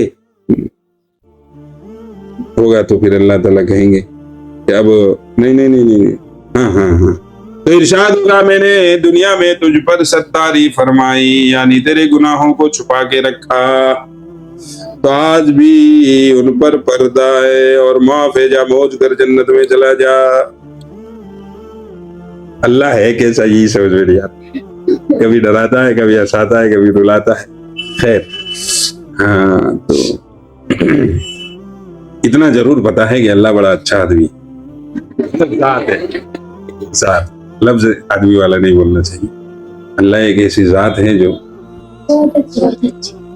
अब बताओ, जो कहते हैं कि 70 माओं से ज्यादा प्यार करने वाला है, नहीं है। एक एक गुनाह बताएगा, ये किया, ये तेरा ये काला चिट्ठा, ये पीली चिट्ठी, ये लाल चिट्ठी, ये हरी चिट्ठी, सारी चिट्ठियां बताएगा। अब वो सोचेगा कि अब तो, फिर उसकी ठोड़ी में हाथ डाल के गया क्या है, उसके जवाब एक सीन क्रिएट कर सकते हैं भाई हम अपने जहनों में, कुछ भी इसकी पकड़ दकड़ नहीं है। तो मुंह मत चटो मैं तो क्या हुआ भाई, लेकिन पता है क्या होना है, तो क्यों टेंशन ले रहा है, जा जन्नत में चला। वो एकदम कैसा उछलेगा, कूदेगा, नाचेगा, 100-420 की स्पीड पे तो डांस करेगा वो खुशी के मारे। तो और भी सैकड़ों रिवायात से मजमून मुस्तंबत होता है। सबक समझ आता है, मुस्तंबत होता है। वो मूसा अलैहिस्सलाम वाला किस्सा याद है, वो पानी नहीं पड़ रहा था, है ना, वो पानी पड़ गया, वहां में से एक आदमी भी नहीं उठ के गया, जिसकी वजह से आ गया ना, याद आ गया? नहीं पता, चलो वही रिपीट कर देते हैं कि मूसा अलैहिस्सलाम के जमाने में सूखा पड़ गया। क्या पड़ गया? सूखा पड़ना तो समझते हैं, अकाल पड़ गया। ऊपर से पानी, आसमान ताबा बन गया, जमीन पीतल बन गई। मतलब ऊपर से पानी नहीं आ रहा, नीचे से कुछ उग नहीं रहा। जिंदगी गुजारने के लिए लाले पड़ गए, सरवाइव करना मुश्किल हो गया। तो जब ऐसा माहौल होता है तो फिर दुआ अल्लाह से की जाती है, नमाज इस्तिस्का पढ़ी जाती है। मूसा अलैहिस्सलाम पूरी कौम को लेके जंगल में निकल गए, चलो साहब दुआ करें। दुआ करने के लिए बैठे तो अल्लाह ताला ने कहा कि भाई पानी तो नहीं पड़ेगा। कहा साहब तो तुम में एक बंदा है, जब तक वो निकलेगा नहीं उसी की वजह से पानी रोक रखा है, तो हमारा नाफरमान। तो पानी वो जब तक तुम में है तुम्हारे अंदर पानी पड़ेगा नहीं, बिल्कुल फैसला है। अब मूसा अलैहिस्सलाम ऐलान करते हैं, भाई ऐसा कौन है जो निकल जाओ, लोगों पर आसानी का मामला पेश आए। अब वो बंदा सोच रहा है कि यार खड़ा होता हूं तो समाज का रौला खत्म हो जाएगा, खड़ा होता हूं तो जो समाज में मेरा रौला है, मेरा नाम चलता है, वो कहूंगा अबे यार ये ओहो तो ये है बुल्ला जी ऐसे, इस तरह का। और अगर नहीं उठता हूं तो पानी नहीं पड़ रहा। तो उसने अल्लाह से मन मन में दुआ की, हाथ भी नहीं उठाए। वो दुआ भी कर रहा है ना, तो वो इखलास और वो सिर्फ अल्लाह के लिए नहीं कर रहा, अपनी इज्जत बचाने के लिए दुआ कर। अल्लाह को राजी करना मकसद नहीं है, अपनी इज्जत बचाना मकसद है। अल्लाह आगे से मैं नहीं करूंगा, मेरी इज्जत बचा। अभी वो अल्फाज पूरे नहीं हुए थे कि एकदम से बादल आए, बरसे और दे दंदनादन पानी ही पानी पानी ही पानी। तो मूसा अलैहिस्सलाम ने कहा भाई अल्लाह से गया ना कोई गया ना कोई निकला, वो कह रहा था कि पानी नहीं पड़ेगा जब तक कोई वो बंदा है। तो कहा साहब जिसके लिए रोका था, जिसकी वजह से रोका था ना, उसी के लिए। अच्छा तो मूसा अलैहिस्सलाम ने कहा कि भाई कौन था वो बता तो दे, कि जब वो हमारा दुश्मन था जब नहीं बताया, आप तो दोस्त हो गए, आप क्यों बताओ, अब तो वो हमारा। तो पांचवा अम्र जरूरी है कि हदीस वाला में ईद की रात को पांचवा अम्रे जरूरी हो गया। अच्छा और भी सैकड़ों रिवायात से ये मजमून मुस्तंबत होता है, बात समझ में आती है कि अल्लाह की रिजा के ढूंढने वालों, उसके हकाम की पाबंदी करने वालों की लग्जीजों से दरगुजर कर दिया जाता है। ये जो आता है इन हदीसों से एक बात समझ में आती है कि जो अल्लाह की खुशी को ढूंढने वाले लोग होते हैं, उसके हकाम की पाबंदी कर रहे होते हैं, उनसे जो नमाज पढ़ेगा उसी से नमाज में गलती, जो पढ़ेगा ही नहीं उससे क्या होगी, है? जो लिखेगा वही तो गलत लिखेगा। वो गलत लिखने पर आप रपटा देते तो वो लिखना ही बंद कर दे। तो उसी को कह रहे हैं कि और भी सैकड़ों रिवायात से ये बात समझ आती है कि अल्लाह के लिए काम करने वालों के लिए से कमियां हो जाती है, गुनाह हो जाते हैं, गलतियां हो जाती है। अल्लाह उन गलतियों को, उन कमियों को माफ कर दे। इसलिए हमें उनकी टांग खिंचाई, उसने ऐसे जरूरत किया, उसने ऐसे जरूरत किया। इसलिए निहायत अहमियत के साथ एक मजमून एक बात समझ लेनी चाहिए कि जो लोग अल्लाह वालों की कोताहियों पर उनकी गिबत में मुब्तला रहते हैं, अरे पता है वो इते वो बात अल्लाह ने आदमी की, वैसे तो वो बड़ा नेक बना फिर रहा है, देख इस तरह से नहीं करना चाहिए। वो इसका लिहाज रखे कि मुबादा क़यामत में उनके नेक अमाल की बरकत से उनकी लग्ज़ी से तो माफ कर दी जाए और पर्दापोशी फरमा दी जाए। यानी जिनकी गिबत आप कर रहे हैं, जिनकी बुराई कर रहे हैं, उनके तो गुनाह और उनकी गलतियों को अल्लाह माफ कर दे और तुम्हें पकड़ ले आ जाओ बेटा। तुम किस हक से बात कर रहे थे इनके बारे में? लेकिन तुम लोगों के अमाल नामे की गिबत का दफ्तर बनकर हलाकत का सबब बने। अल्लाह जल्ल जलालुहु अम्मन वालुहु अपने लुत्फ से, अपनी मेहरबानी से हम सबसे दरगुजर फरमाए, यानी हम सबको माफ फरमाए। जरूरत ही नहीं है आमीन कहने की। क्यों? हम तो बख्शे बख्शा है। रमजान का महीना है, रमजान का महीना चल रहा है और हो सकता है आज के रात शब कद्र हो जाए। अच्छा, कल फोन आया कि भाई साहब वो शब कद्र क्या है, कब है? मैंने कहा साहब मैं तो नबी हूं नहीं, मैं कैसे बताऊंगा शब कद्र कब? इसका क्या मतलब होता है? सब बता देते हैं सारे इमाम साहब, जो बताते हैं उनसे पूछो, मैं तो नहीं बता पाऊंगा शब कद्र कब की है, बताइए। खैर, पांचवा अमर जरूरी है कि हदीस वाला में ईद की रात को इनाम की रात से पुकारा गया। पूरा हो जाएगा क्या? हो गया, थोड़ा सा ही है। ईद की रात को इनाम की रात से पुकारा गया। इस रात में अल्लाह शानू की तरफ से अपने बंदों को इनाम दिया जाता है, इसलिए बंदों को भी उस रात की बेहद क्या क्या है कद्र करनी चाहिए। बहुत से लोग अवाम का तो पूछना ही क्या, खवास भी रमजान के थके मांदे यानी पढ़े लिखे जाहिल,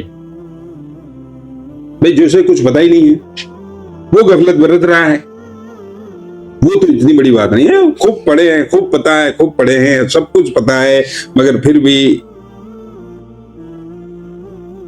पूरे रमजान की थकान निकाल रहे हैं भाई साहब। ये नहीं होना चाहिए।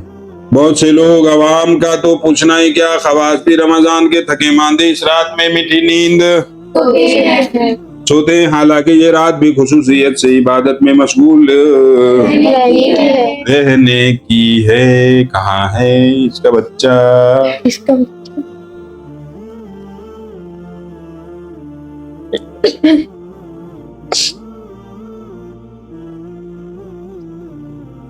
खैर, तो ये रात यानी ईद की रात काय में मशगूल रहने की है। ओ, इबादत करेंगे, क्या बात है, अल्लाह कबूल कर लिया।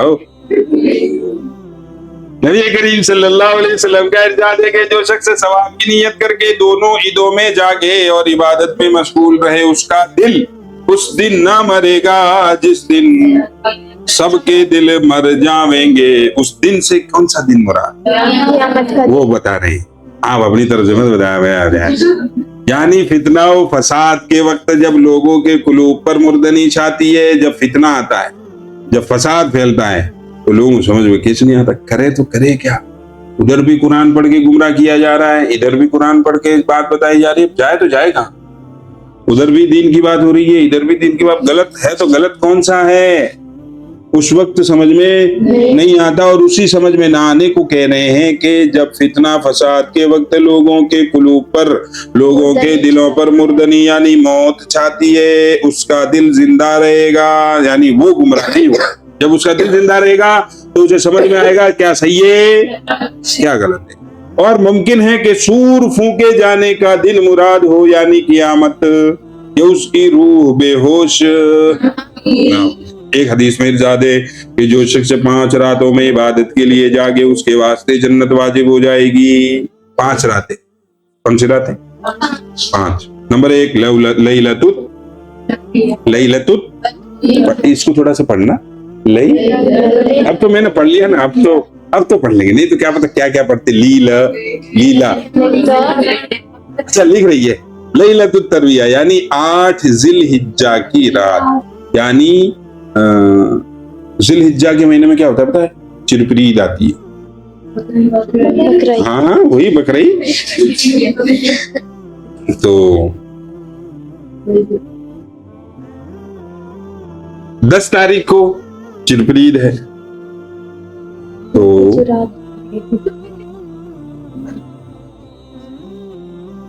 जो 9वां दिन होगा 9 तारीख उसकी रात, जैसे कि कल रोजा है हमारा, कौन सा? 28वां। कल तो तुम 26 बता रहे थे, आज 28। खैर जो भी हो, कल के अनुसार रोजा है 27।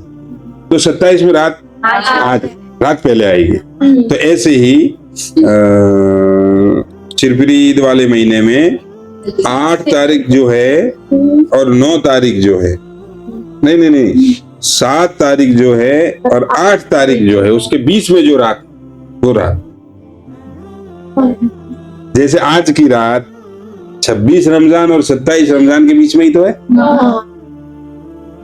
26 और 27 तारीख के बीच की जो रात है वही आज की 27वीं रमजान होगी ना।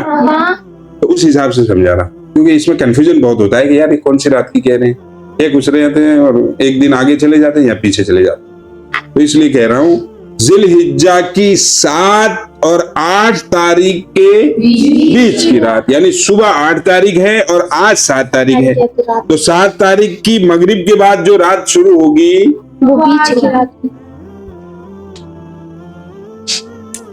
एक रात तो ये हो गई। फिर आगे है लैलतुल अरफा, यानी जिलहिज्जा की रात, 9 जिलहिज की रात।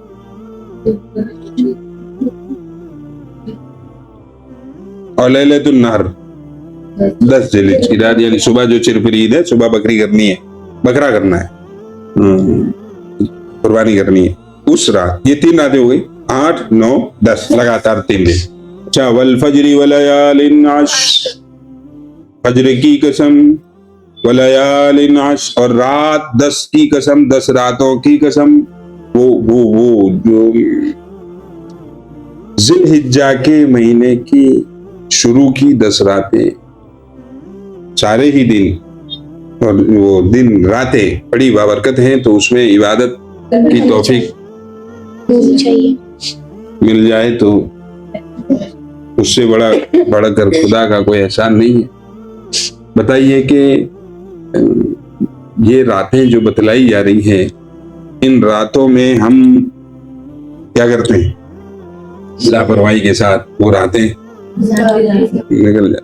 वो बात याद आई तो कुरान की आयत, पूरी सूरत है, सूरत के शुरू के अल्फाज है वल फज्रि वलयालिन आश्र वश्शफ़ी वलवत्र वल्लैलि इज़ा यस्र। तो खैर बस आगे नहीं जाना है हमें, तो बस आयात का इन रातों की फजीलियत का तज़किरा है। 10 की 10 रातों में, और 10 की 10 ना हो सके तो 3 तो 8, 9, 10, ये 3 रातें जागना है। जागना है मतलब इबादत करनी है। ईद उल फित्र की रात कुछ समझ में नहीं आया? हाँ, बकरीद का जो महीना होता है उसी महीने को जिलहिज्जा कहते हैं। और फिर मुहर्रम आ जाते हैं, या हुसैन वगैरह वगैरह। नाम आता है तो झूम जाते हैं, काम आता है तो घूम जाते हैं। तो 3 रातें हो गई, ईद उल फित्र की रात, शब बरात यानी 15 शाबान की रात। खुद फुकाहा ने भी, फुकाहा तो समझते हैं आप, कई बार समझा चुका है, ने भी ईदैन की रात में जागना मुस्तहब लिखा है। जाग ले तो अच्छी बात है, कोई नहीं जाग रहा तो गुनाह नहीं है। कोई नहीं जाग रहा है तो गुनाह होता है फर्ज छोड़ने पर, वाजिब छोड़ने पर, सुन्नत मुअक्कदा के। हाँ, उस रात को बेकार में काट रहे हैं, वैसे ही फालतू में निकाल रहे हैं जागकर, तो फिर गलत है। मा सबत बिस सुन्ना में इमाम शाफी रहमतुल्लाहि अलैहि से, इमाम शाफी रहमतुल्लाहि अलैहि से क्या किया गया है?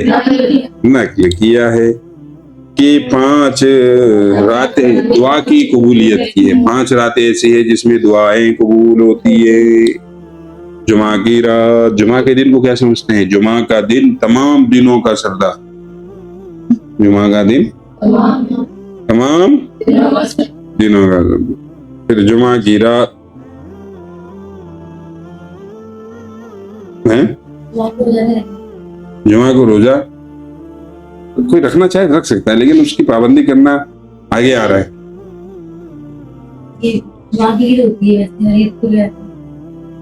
नहीं, वो ईद नहीं है, वो ये मीठी ईद और चिरपिरी ईद वाली बात नहीं है।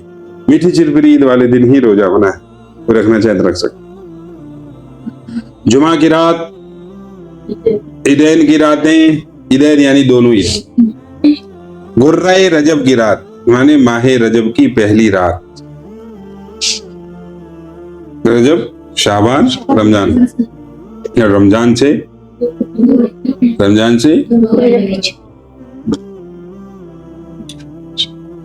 और निस्फ शाबान की रात, वही 15वीं शाबान। अरे तो उसकी तो बात ये लगे शबे कदर। खैर, नंबर 1 है जन्नत की सालाना आयदाइश। जन्नत को पूरे साल रमजानुल मुबारक की आमद के लिए सजाया और खुशबुओं की धुनी दी जाती है। हदीस से जो बातें हमें समझ आई है उसका ये है लुखासा,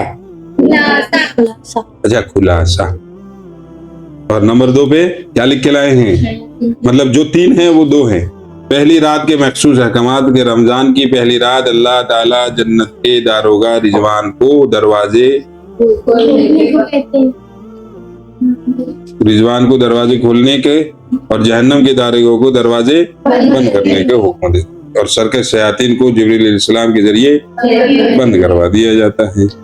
नंबर 4 में है रोजाना लाखों की मग़फ़िरत। रमजान की हर रात इफ्तार के वक्त अल्लाह ताला ऐसे 10 लाख अफराद को जहन्नम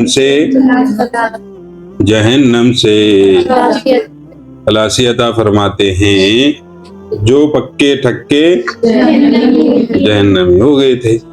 तो इफ्तार का वक्त बड़ा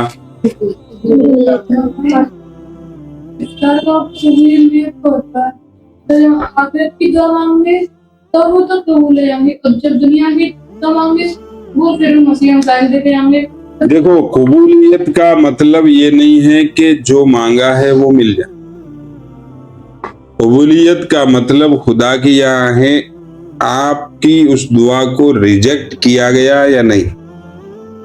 कबूलियत का मतलब अच्छी तरह आपको समझाया गया था उस हदीस में जब बात आई थी। फिर मुख्तसर तज़किरा दोबारा कर देता हूं कि कबूलियत का मतलब है कि आपकी दुआ के बदले वो चीज जो आप मांग रहे हैं दुनिया की, उसमें आपका फायदा देखा जाता है कि इसमें आपका फायदा किसमें है, कि इसको देने में फायदा है या ना देने में। अगर देने में फायदा होता है तो रोक दे दिया जाता है, और अगर ना देने में फायदा होता है, जैसे कि अगर दे दिया तो ये हमारा नाफरमान बन जाए, जन्नत के रास्ते से हट के जहन्नम के रास्ते पर चल जाएगा, जैसा कि उमूमन रईस लोगों की हालात है। उमूमन रईस लोग जो होते हैं जिन्हें दीनदारी छू कर नहीं गुजरी, उनकी जिंदगी जहन्नम की तरफ जा रही होती है अपने मालदारी के नशे में। तो अच्छा, कौन सी चीज हमारे लिए मुनासिब है और कौन सी चीज हमारे लिए मुनासिब नहीं है, इसको बेहतर हम समझेंगे या अल्लाह समझेगा। मिसाल के तौर पर ये लैपटॉप है जिससे हम सबक पढ़ाता हूं मैं रोजाना।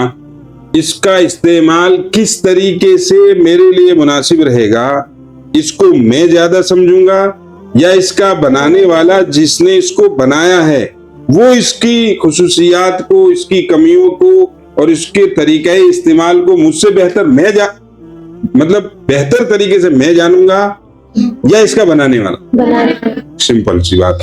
तो दुनिया और दुनिया का खालिक और हमारा खालिक अल्लाह है। तो अल्लाह जानते हैं कि जो दुआ मैं और आप मांग रहे हैं कबूलियत के वक्तों में, वो हमारे फायदे में है या नुकसान में, हमारे हित में है या नहीं। अगर वो हमारे हित में है तो हु की हूबहू दे दी जाती है, और अगर नहीं होती तो उस दुआ को रिजेक्ट नहीं किया जाता। जैसे दुनिया में सरकारी इदारों के सरकारी का मसला है कि अगर वो अप्रूव हो गया, कबूल हो गया तो ठीक है, नहीं तो उसको रिजेक्ट कर दिया जाता है और उसको आप दोबारा करते रहो, मगर हम रिजेक्ट करते रहेंगे। तो खुदा के यहाँ ये नहीं है, ये उसे भी कबूल होना ही कहा जाएगा जो हदीस के जरिए हमें बताया गया। देखो, इल्म तो कहाँ से आया?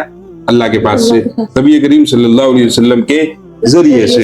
तो वहां जो कबूलियत का मतलब है वही मतलब हमारे यहाँ होना चाहिए। तो फिर कोई टेंशन, कोई सवाल, कोई डाउट नहीं है। तो तो वहां ये है कि अगर वो चीज आपके हित में है तो वो चीज जो कि तू आप है आपको दे दी जाती है, वरना उस दुआ को ज़ख़ीरे आखिरत बनाकर रख लिया जाता है। और क़यामत के दिन जब इंसान अल्लाह के पास जाएगा तो अल्लाह ताला उसे एक एक दुआ याद कराएंगे। तूने ये दुआ मांगी, सब मांगी, ये मांगी थी, ये मांगी थी, ये मांगी थी, ये मांगी थी, सब कुछ एक एक दुआ याद करा दी जाएगी कि सब इसमें से ये 5-6 दुआएं तो हमने कबूल कर ली थी और ये बाकी सब कबूल नहीं। हाँ कि साहब बिल्कुल सही कह रहे हैं, तो मुझे इसका बहुत दुख था। इंसान यूं भी कहेगा, हो सकता है। तो फिर अल्लाह ताला कहेंगे उधर देखिए पीछे घूम के, तो जब पीछे घूमेगा तो अजर सवाब होगा उन दुआओं के बदले में जो उसने मांगी थी मगर कबूल नहीं हुई, वो भी उसी के फायदे से। कबूल जो नहीं हुई वो इसलिए नहीं कि साहब अल्लाह हम ना चाहे। जैसे कि हमारे पास हमारे तीनों औलाद आई कि साहब आज है 27वीं रमजान, हो सकता है सब कदर खुशी का मौका है?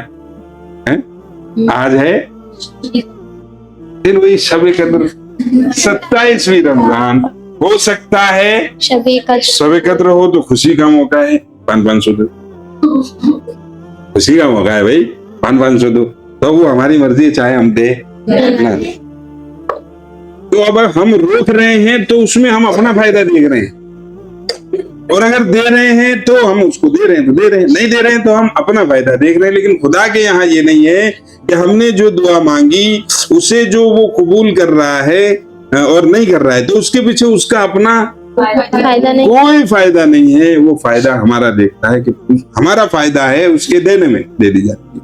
और अगर नहीं है तो फिर उसको नहीं दिया जाता, मतलब वो दुआ रिजेक्ट नहीं हुई, उसको रखी गई है और क़यामत के दिन उसको उसका सवाब मिलेगा। ये भी कबूलियत का एक दर्जा हदीस में बतलाया गया। हो गया क्लियर? चलो अच्छी बात। तो इफ्तार के वक्त रोजाना लाखों लोगों को 10 लाख रोजाना 10 लाख लोगों को जहन्नम से जन्नत में भेज दिया जाता है। चलो साहब मौज करवे के दिन आ गए, हमारे मौज करवे के दिन आ गए, चलो निकलो, निकाल दिया जाता है और जन्नत में भेज दिया जाता है।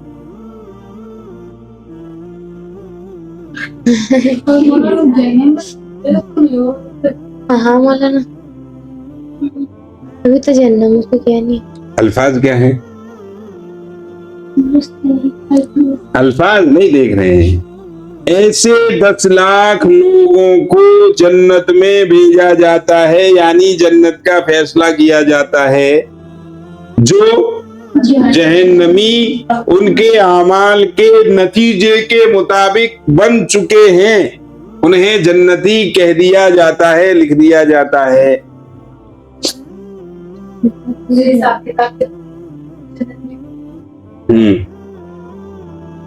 जैसे कि एग्जाम हुआ तो ये बड़ी टेंशन में है कि हर साल तो मेरा टॉप आता था, इस साल क्या पता क्या हुआ। ठीक है, इसको पता चल गया इसके बारे में कि अभी रिजल्ट नहीं आया है, अभी रिजल्ट नहीं आया। इसे पता चल गया इसके बारे में कि साहब इस बार भी ये टॉप पर ही है, लेकिन अभी रिजल्ट नहीं आया। इसने इसको बता दिया, लेकिन तसल्ली नहीं है। असल तसल्ली क्या होती है? रिजल्ट आता। तो इसीलिए क़यामत का दिन है, हिसाब किताब इसीलिए रखा गया। कौन जन्नती है कौन जहन्नमी है अल्लाह सब जानते, लेकिन वो हमारे लिए रखा है कि भाई दुनिया के उसके जो ज़ाब्ते हैं, उसके जो काम हैं, उसने हमारे दुनिया के ज़ाब्तों के मुताबिक रखे हैं ताकि लोगों को तसल्ली रहे। जी, क़यामत के दिन अल्लाह से आमने सामने जस्ट फेस टू फेस बात।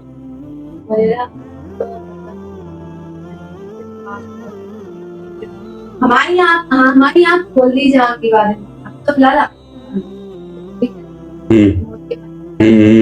सवाल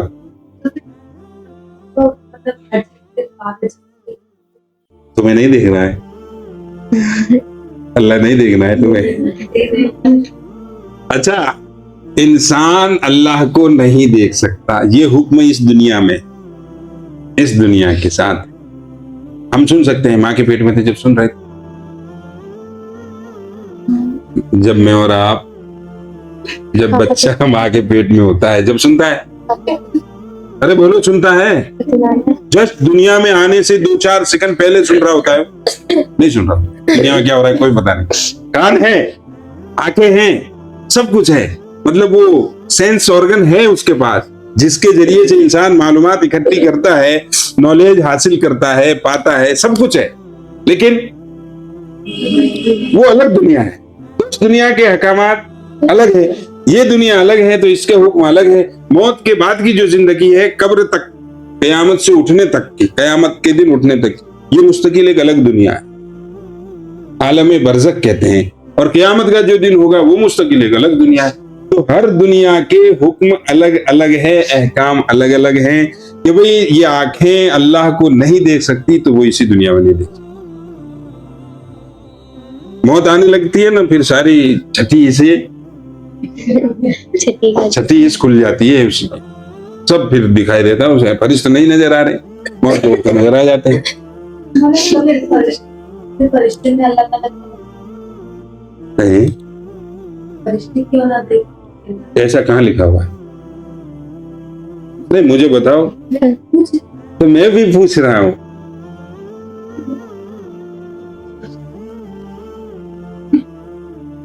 लेकिन अल्लाह तो देखो जन्नत की कौन सी बड़ी नेमत होगी ना, कौन नहीं होगी। उसमें ऐसा है कि कुछ लोग होंगे जो अल्लाह को कैसे देखेंगे पता है आपको?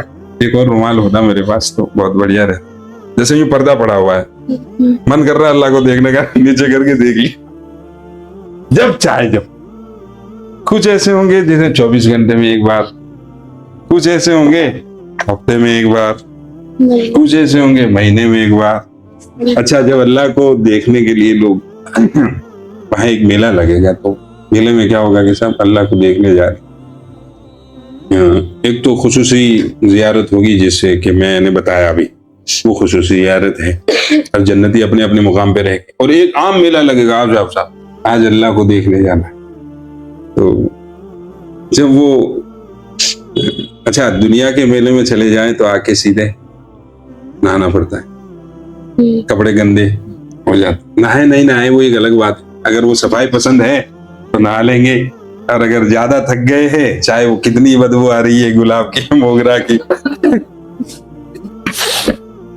आती रहे, कोई मसला नहीं।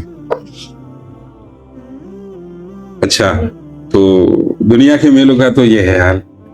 जैसे कि पहाड़ का मेला तुम्हारा बड़े शौक से जाते,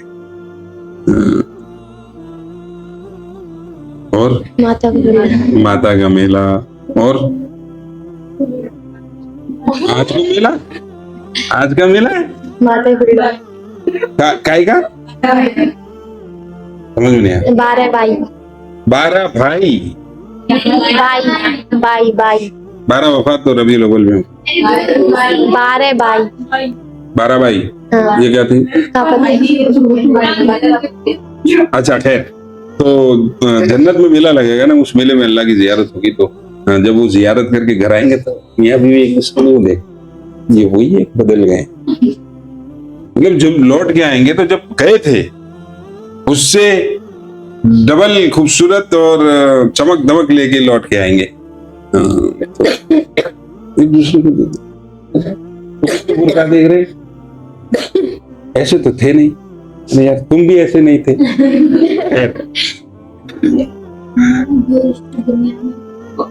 जी इंशाल्लाह, शर्त यह है कि मौत ईमान की हालत में है। अच्छा, तो जन्नत में एक मौलाना साहब बात बता रहे थे जन्नत कैसी है, जन्नत में क्या होगा वगैरह। तो किसी की राल टपक रही, किसी का क्या टपक रहा। तो जब फिर आखिर में मौलाना साहब से ये बात कही कि साहब जन्नत में दुनिया की औरत भी जाएगी, तो एक साहब खड़े हो गए कि अस्तगफिरुल्लाह,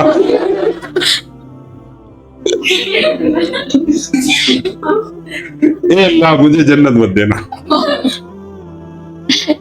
तो मौलाना साहब ने फरमाया कि भाई क्या मसला है? कि दुनिया में चेचे में से मसला खत्म नहीं होता, जन्नत में परेशानी करके रख देगी। खैर, तो जब फिर बताया गया उसे कि भाई ऐसा नहीं है कि जन्नत में बहुत कुछ है, लेकिन जन्नत की सबसे बड़ी नेमत होगी खुदा के बाद, वो अपनी दुनिया के लिए होगी। जन्नत की सबसे बड़ी नेमत खुदा है, अल्लाह खुद है, अल्लाह के राजी रहना है। उसके बाद अगर कोई नेमत है मेरे मुताले के मुताबिक तो वो उसकी दुनिया की औरत है। तो जब उसे फिर उन्हें इन सारी चीजों को बताया गया कि नहीं भैया इसका मतलब नहीं है यूं यूं यूं, अरे फिर तो कोई मसला नहीं है। क्योंकि उमूमन घरों में चेचे मेमे चेचे वगैरह चलता है। तो हम थे, रोजाना 10 लाख लोगों को जो जहन्नमी हो चुके थे जहन्नम से छुटकारा दे दिया जाता है कि भाई ये जहन्नम में नहीं जन्नत में जाएंगे। ठीक, नंबर 5, रमजान के आखिरी दिन का इनाम। रमजान के आखिरी दिन अल्लाह ताला इतने लोगों को जहन्नम से आजाद फरमाते हैं जितनों को पहले दिन से आज तक कितने हो गए, क्या लाख हो गए। अब ये आखिरी दिन की कह रहे हैं, ईद वाले दिन 3 करोड़। तो दुनिया में अभी कह रहे थे, अभी लोग सवाल कर रहे थे, उस सवाल का जवाब देना चाह रहा हूँ। अभी कह रहे थे कि साहब ऐसे तो जहन्नम में बचेगा कौन, इसका मतलब आप जहन्नम में रखना भी चाह रहे हैं किसी को। ऐसे तो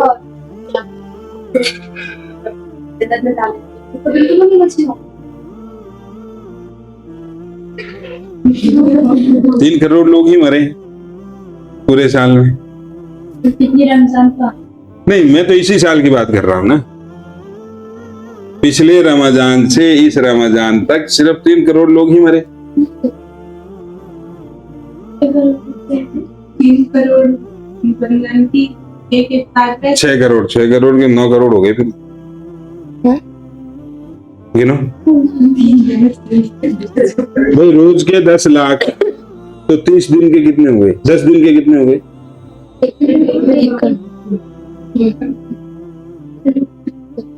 कौन से स्कूल में पढ़ती है।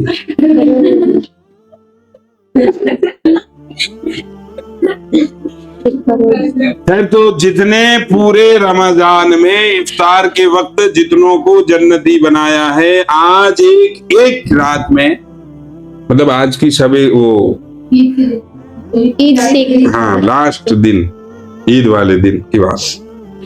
ये सबको पूरे रमजान में जितनों को जन्नती बनाया है, आज एक दिन में जितने को मनाया जाता है। नंबर 6, नंबर, अरे बोलो 6, शबे कदर में फरिश्तों का नुज़ूल। फरिश्ते उतरते हैं और काबे पर पर्दा वो झंडा लगाते हैं और वो फरिश्ते, वो सब ध्यान आ गया ना आपको। इसकी इन्फोग्राफी देखी थी, इन्फोग्राफी क्या लगा हुआ था उसमें। अच्छा, फरिश्ते भी उतर रहे थे। अच्छा, वो तो एक ज़हनी खाका होता है। खैर, तो इस रात में इबादत, और ये रात खुद शबे कद्र की रात 1000 महीनों से, और ये रात मिल जाए और आसानी से मिल सकती है एहतिकाफ करने वाले, पढ़ के आए हम। और फिर उसके बाद मिल सकती है उसको जो आखिरी 10 दिन इबादत कर ले। जागने का लफ्ज ना बोले, क्या कर ले, इबादत कर। चलो ज्यादा इबादत ना हो सके,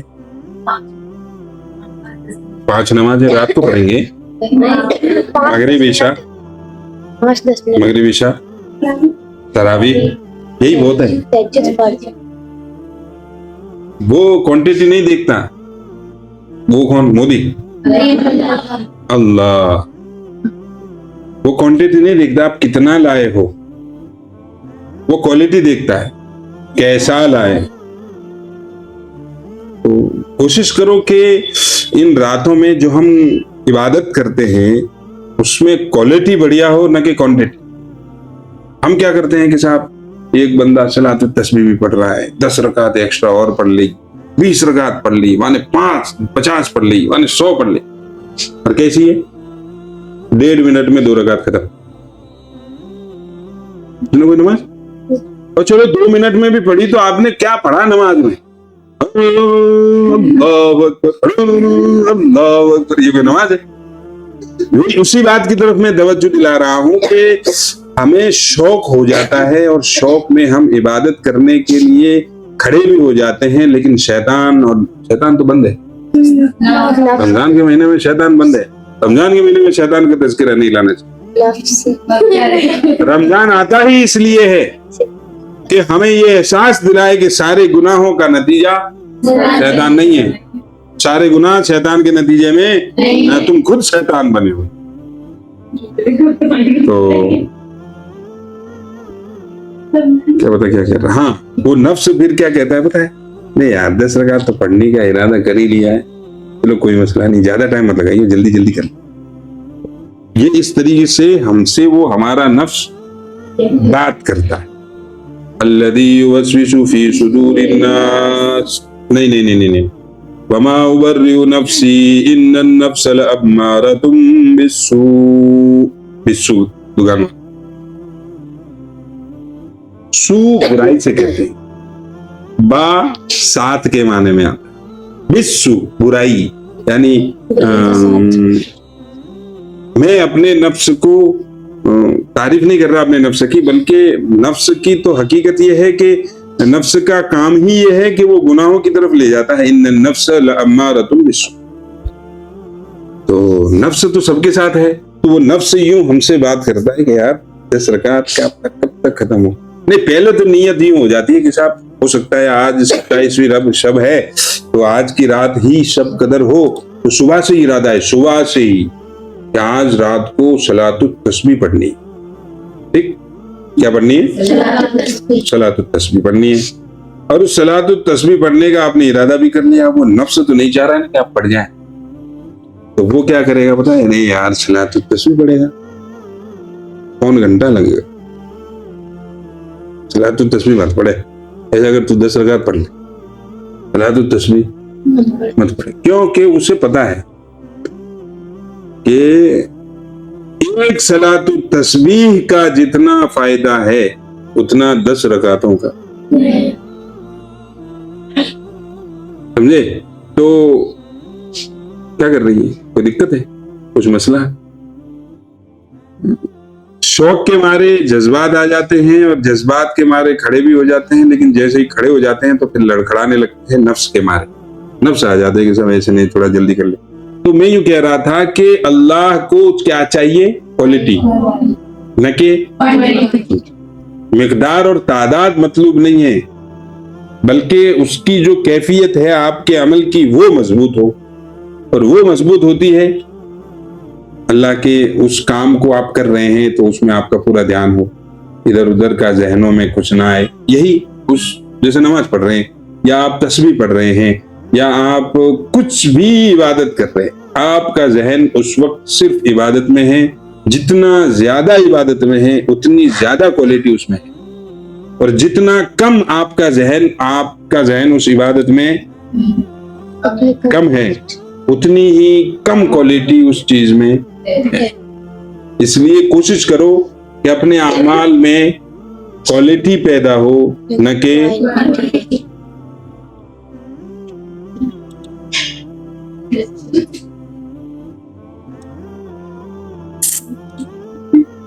फिर है 6 नंबर है, फिर है 7, आम मगफिरत से महरूम चार लोग आम मगफिरत से भी महरूम रह जाते हैं। शराबी, नाफरमान वालिदैन का, रिश्ता तोड़ने वाला और कीना रखने वाला। इसलिए इन 4 कामों में अगर हमारी जिंदगी है तो तौबा। ऐसा नहीं है कि साहब इनकी माफी कभी भी नहीं होगी, मतलब इनकी माफी अपने आप नहीं होगी, औरों की माफी अपने आप हो जाएगी। बाय डिफॉल्ट, जैसे सब कदर लग गई और उसने थोड़ा बहुत कुछ कर लिया तो सब कुछ माफ। लेकिन अगर ये 4 लोग हैं और वो भी सब कुछ कर रहे हैं सिवाय तौबा के, तो माफी नहीं होगी। तौबा करनी पड़ेगी तब जाके माफ होगा। उल्टा मतलब यूं ना निकाले कि साहब इसकी तो ये इतने बुरे हैं कि साहब इनकी तो माफी होती नहीं, नहीं ऐसा मतलब नहीं है। चलो फिर आगे है लैलतुल जायजा, इनाम की रात। वो अभी ताजा पढ़ के आए, ईद उल फित्र की रात, 5 रातें भी आ गई उसकी रात में। तो इन रातों में इबादत करनी चाहिए। तफसील तो आप पढ़ चुके हैं, नहीं पढ़े हैं तो आप देख लेना उसमें। फिर है आगे ईद की सुबह फरिश्ते गलियों में उतर आते हैं। सुबह फरिश्ते गलियों में, इसलिए आपने देखा होगा तो जब तक ईद की नमाज नहीं होती तब तक एक फीलिंग और एक एहसास रहता है कि ईद है। ईद की नमाज हो गई कई बेसमानी में, अब इंतजार करो अगली ईद का। तो ईद के दिन फरिश्ते आसमानों से आते हैं और खड़े होकर पुकारते हैं कि चलो चलो चलो, आज तो कंसेशन का दिन है, जो मांगोगे मिलेगा, बड़े बड़े गुनाहों का माफ करने वाला रब तुम्हें की दरबार में चलो वगैरह। और फरिश्तों के अल्लाह ताला फरिश्तों हमसे फख्र भी फरमाते हैं। फरिश्तों को मुंडी पकड़े, देखो ये वही है ना जिनकी तुम कल बुराई कर रहे थे। फिर क्या होता है, मजदूर की मजदूरी दे दी जाती है। इफ्तार वाले दिन यानी ईद वाले दिन मजदूर की मजदूरी दे दी। मजदूर का काम खत्म हो गया तो उसे उसकी मजदूरी दे दी जाती। अब रमजान का महीना आज यानी ईद वाले दिन खत्म हो गया तो अल्लाह की तरफ से ऐलान होता है सबको माफ कर, सबको माफ कर। काय के बदले रोजों और तरावी के बदले, रोजों और तरावी के बदले सब कुछ माफ कर। इसलिए इन अमाल को हमें पाबंदी से इस्तेहजार के साथ कि हम इसको अल्लाह के लिए कर रहे हैं, इस सोच के साथ करते रहना चाहिए। नंबर 10 में है पर्दापोशी। क़यामत के दिन अल्लाह ताला मुसलमानों को रुसवा नहीं करेंगे, हदीस में आया। तो इसका मतलब यह है कि इंशाअल्लाह मुसलमानों की इज्जत अल्लाह ताला बचाएगा। इसका मतलब ये भी नहीं है कि ठीक है फिर तो इज्जत तो बचाएगा ही, फिर तो हम जानवरों की तरह गुनाहों में जिंदगी गुजारेंगे। नहीं, ऐसा नहीं होना चाहिए। बस इतना ही है। पूछे पूरे रमजान का खाका, पूरे रमजान क्या पाया, क्या पाया। रमजान के पहले दिन से ईद तक, शुरू में पहली रात जो आई वो कैसी थी? शुरू रमजान कैसा होता है? रहमत का, रोज मगफिरत हो रही है। ठीक, मगफिरत होते होते होते एक वक्त आता है कि शबे इधर, एक वक्त आता है कि शबे कदर आ जाती, फिर मगफिरत हो जाती। फिर आता है रमजान का आखिरी दिन, फिर मगफिरत हो जाती। नहीं, पहले आएगी रात, फिर मगफिरत हो जाती है। फिर आती है रमजान का आखिरी दिन, वही रात जब भी आएगी जब आखिरी दिन आएगा। आखिरी दिन आया फिर मगफिरत हुई। मतलब जितने रोजेदारों को आज तक निकाला था उन सबको आज एक दिन में निकालेंगे। और ऐसा हर साल हर रमजान में होता है। तो फिर उसके बाद सुबह सवेरे ईद है और ईद के दिन फिर माफी। तो बचेगा गुनाह कैसे? अगर हम तौबा कर ले बड़े गुनाहों से, तो हम ईद के दिन इंसान की जो पोजीशन होती है वो कैसी होती है? बख्शा बख्शाया, ऐसा जैसे आज ही दुनिया में आया है। वक़्त वस्सलाम। अच्छा, इसको घर में पढ़कर सुनाते हैं तो अच्छी बात है, नहीं सुना रहे तो अच्छी बात है, नहीं सुना रहे हैं तो इसको सुनाइए भाई। अकेले अकेले फायदा उठा रहे हैं, बता ना रहे घर वाले, कंजूस कंजूस। अच्छा, इल्म एक ऐसी चीज है जो खर्च करने से बढ़ता है न कि घटता है, और मालो दौलत ऐसी चीज है जितना खर्च करोगे उतनी गड्डियां कम होंगी। इसलिए बताया करो भाई।